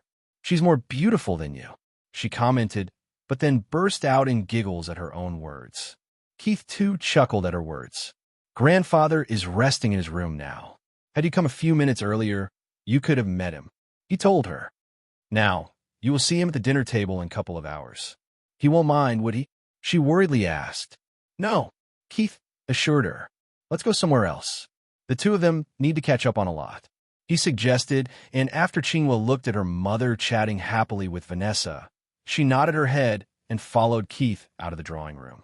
Qingyue silently followed Keith, who deliberately walked leisurely, giving her time to look around the manor.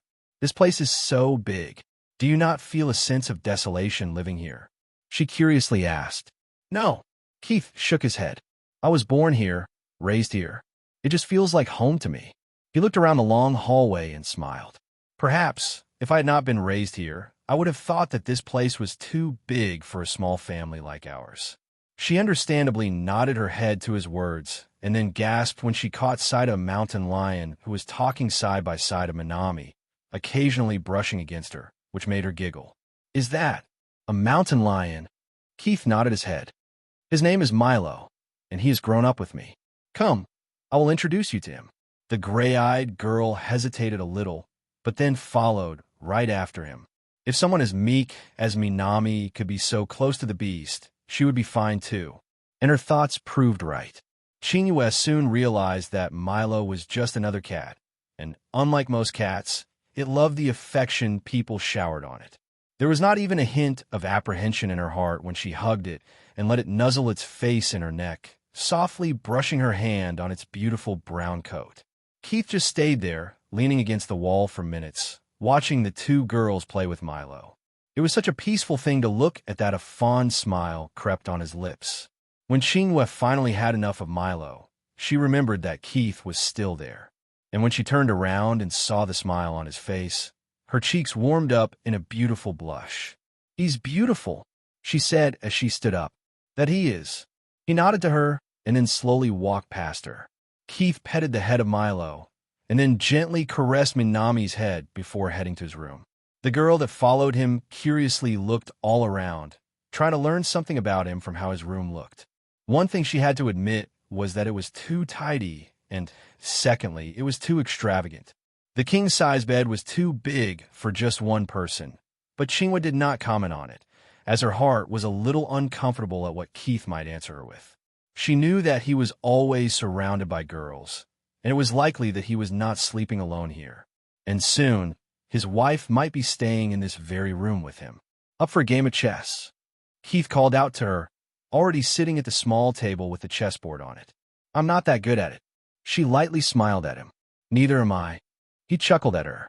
And only a few minutes later, Qingyue realized that he had lied to her. "Checkmate."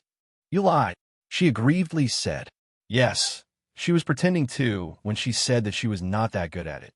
But she had never thought that Keith would simply toy around with her on the board. There was no way he was not good at it. And she had a hunch that he was even better at it than her grandfather, had it novel been at it. "I did not lie to you," he feigned. "I really am not good at it when compared to my mother and grandfather. In fact, I stand at only 5 wins against my mother's 197 wins. That made her giggle, and then she started putting the pieces back in their spots for another game. "And what's your score against your grandfather?" 0-21. Keith answered. "But I am 2-2 wins against my grandmother." "You really keep a score?" she surprisedly asked. "Yup." He nodded to her, and then pointed to the logbook what was resting on the side table with the clock. Keith opened it and started showing her all the logs and the keynotes he had pinned in it after every match. And then he opened a new page and logged in the result of their match. And now I'm able to keep our score on it too. He smirked at her and saw the girl competitively narrow her eyes at him. You are on. And thus began a new game, which ended in the same result as the last one. Checkmate. Keith took his hand off the bishop after placing it on the spot, and then smiled at the girl who was frowning, still staring at the board. He did not point out where she had made the mistake, and stayed quiet for the next 2 minutes. It was the 7th move that gave you the game, right? She finally looked at him and asked. Yes. He nodded to her. If you planned on only countering, you were simply not cautious enough. Thanks, she sarcastically said, and then picked up the logbook to register Keith's win on it. Now it's 2-0. Up for another game. He mischievously asked and chuckled when Qingyue resolutely shook her head. We will play some other day, she said, and then looked at the board one last time before picking up the pieces and resetting the board. Keith helped her out with it, and then they both stood up from their place. Qingyue did not mind looking around his room, and Keith silently followed her. She looked through the few pieces of calligraphy that were resting on his study table and appreciatively nodded to herself. You are quite decent at it, but I am better than you. She smirked at him. Are you? He smirked back at her. But can you write the Arabic script? Can you write the Chinese script? She shot back at him, and to her shock, she saw him nod his head. Keith ruffled through a few works of his calligraphy and then showed him the Chinese script that he had practiced. You're still not as good as me at it, she said again. I will take a look at your works first, and then decide if that is true or not. He smirked at her words, and then smiled in his heart when he saw a brilliant smile bloom on her face. I will show you when I get home. She nodded to him. Of course, Keith knew that Qingyue was better than him in calligraphy. She might not know more languages than him, but her talent was top-notch, and her Chinese script was a work of art to look at. I will be waiting, he said, and then stored his calligraphy works back in their place. Qingyue was just about to look at a painting of a black stallion when a knock came on the door, and before Keith answered it, the door opened, and in came a girl wearing a long pink floral skirt. Keith, the young Demiliore smiled brightly and opened his arms for the girl who jumped into his embrace. I missed you. I missed you too, Nana, he gently said to her, and then planted a kiss on her forehead. The girl tiptoed, and Keith leaned in, understanding her intention, kissing her on the lips. Nana blushed a little, and right after the kiss ended, she buried her face in his chest, inhaling his scent and hugging him tightly. Ahem. Qingyue could not look at it anymore and interrupted, which scared the girl in Keith's arms. I am still here. Nana immediately let go of Keith and then looked towards the source of the sound. Her heart thumped hard against her chest in anxiety when she found a girl whose beauty transcended hers, standing at the other end of the room. A frown marred her face, and her heart started racing anxiously when Qingyue approached her. I am Qingyue, Keith's classmate and friend. She offered her hand to THR girl with a light smile. Hi. Nana timidly took her hand. I am Nana, Keith's. She's my lover and my personal assistant. Keith stepped forward and hugged the girl by her waist, introducing her to Qingyue. His action yielded different reactions from the two girls. Nana's heart calmed down, and a sweet smile adorned her face. And now, it was Qingyue who was wearing a stiff smile, frowning in her heart. Is your mother well now? Yes. Nana nodded her head to Qingyue.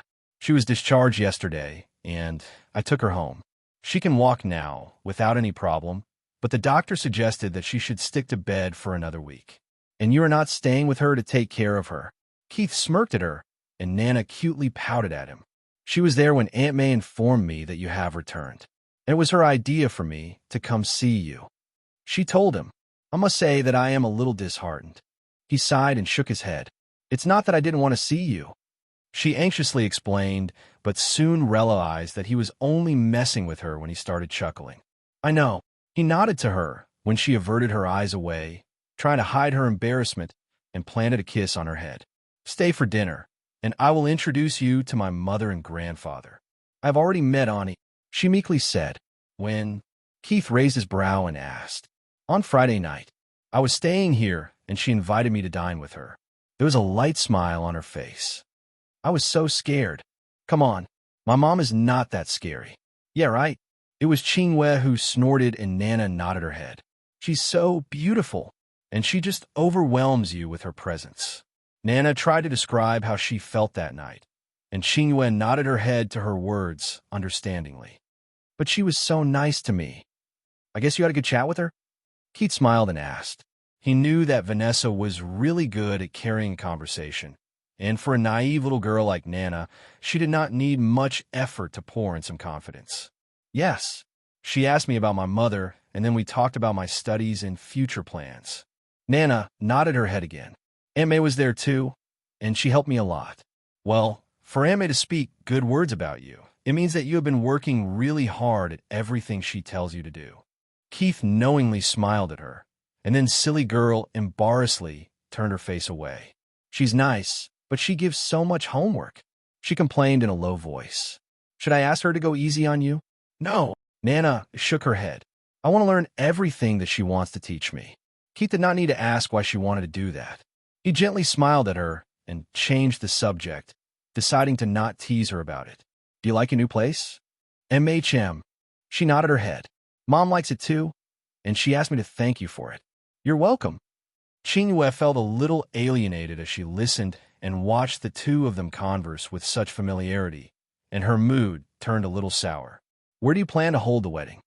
The gray-eyed girl lightly sipped some tea and asked. Magic City or Sameran? The question made Nana frown as she did not know what Qingwei was talking about. Here, Keith replied to her. Amelia will come over a week before the wedding day with the immediate members of her family, and they will be staying at the manor. I'm quite curious why you plan on keeping your wedding low-key. She asked, even though she somewhat knew the answer to this question. We both don't like big gatherings, and we don't want the people who are not close to us at our wedding, he said, and then looked her in the eyes. Qingwei averted her eyes away from him, as she felt like he could see through everything. Her heart grew a little anxious if would mind what she was trying to pull off. Who's Amelia? Nana finally couldn't bear listening and asked. And Qingwei succeeded in doing what she wanted to do.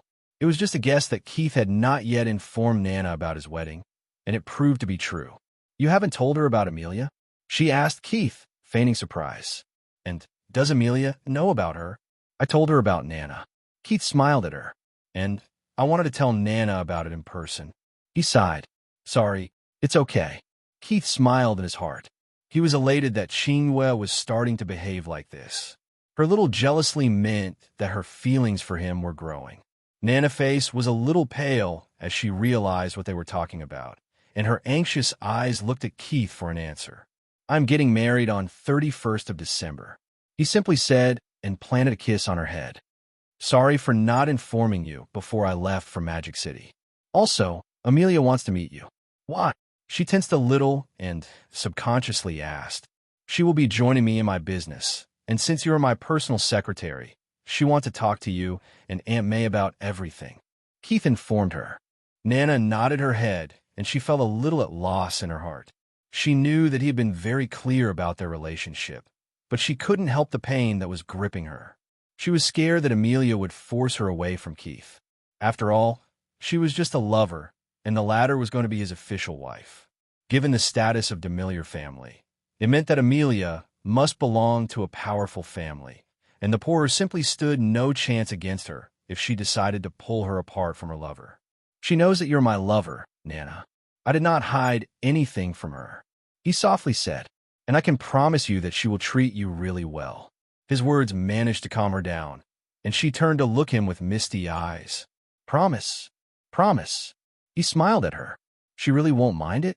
She asked again. No. Keith chuckled at her.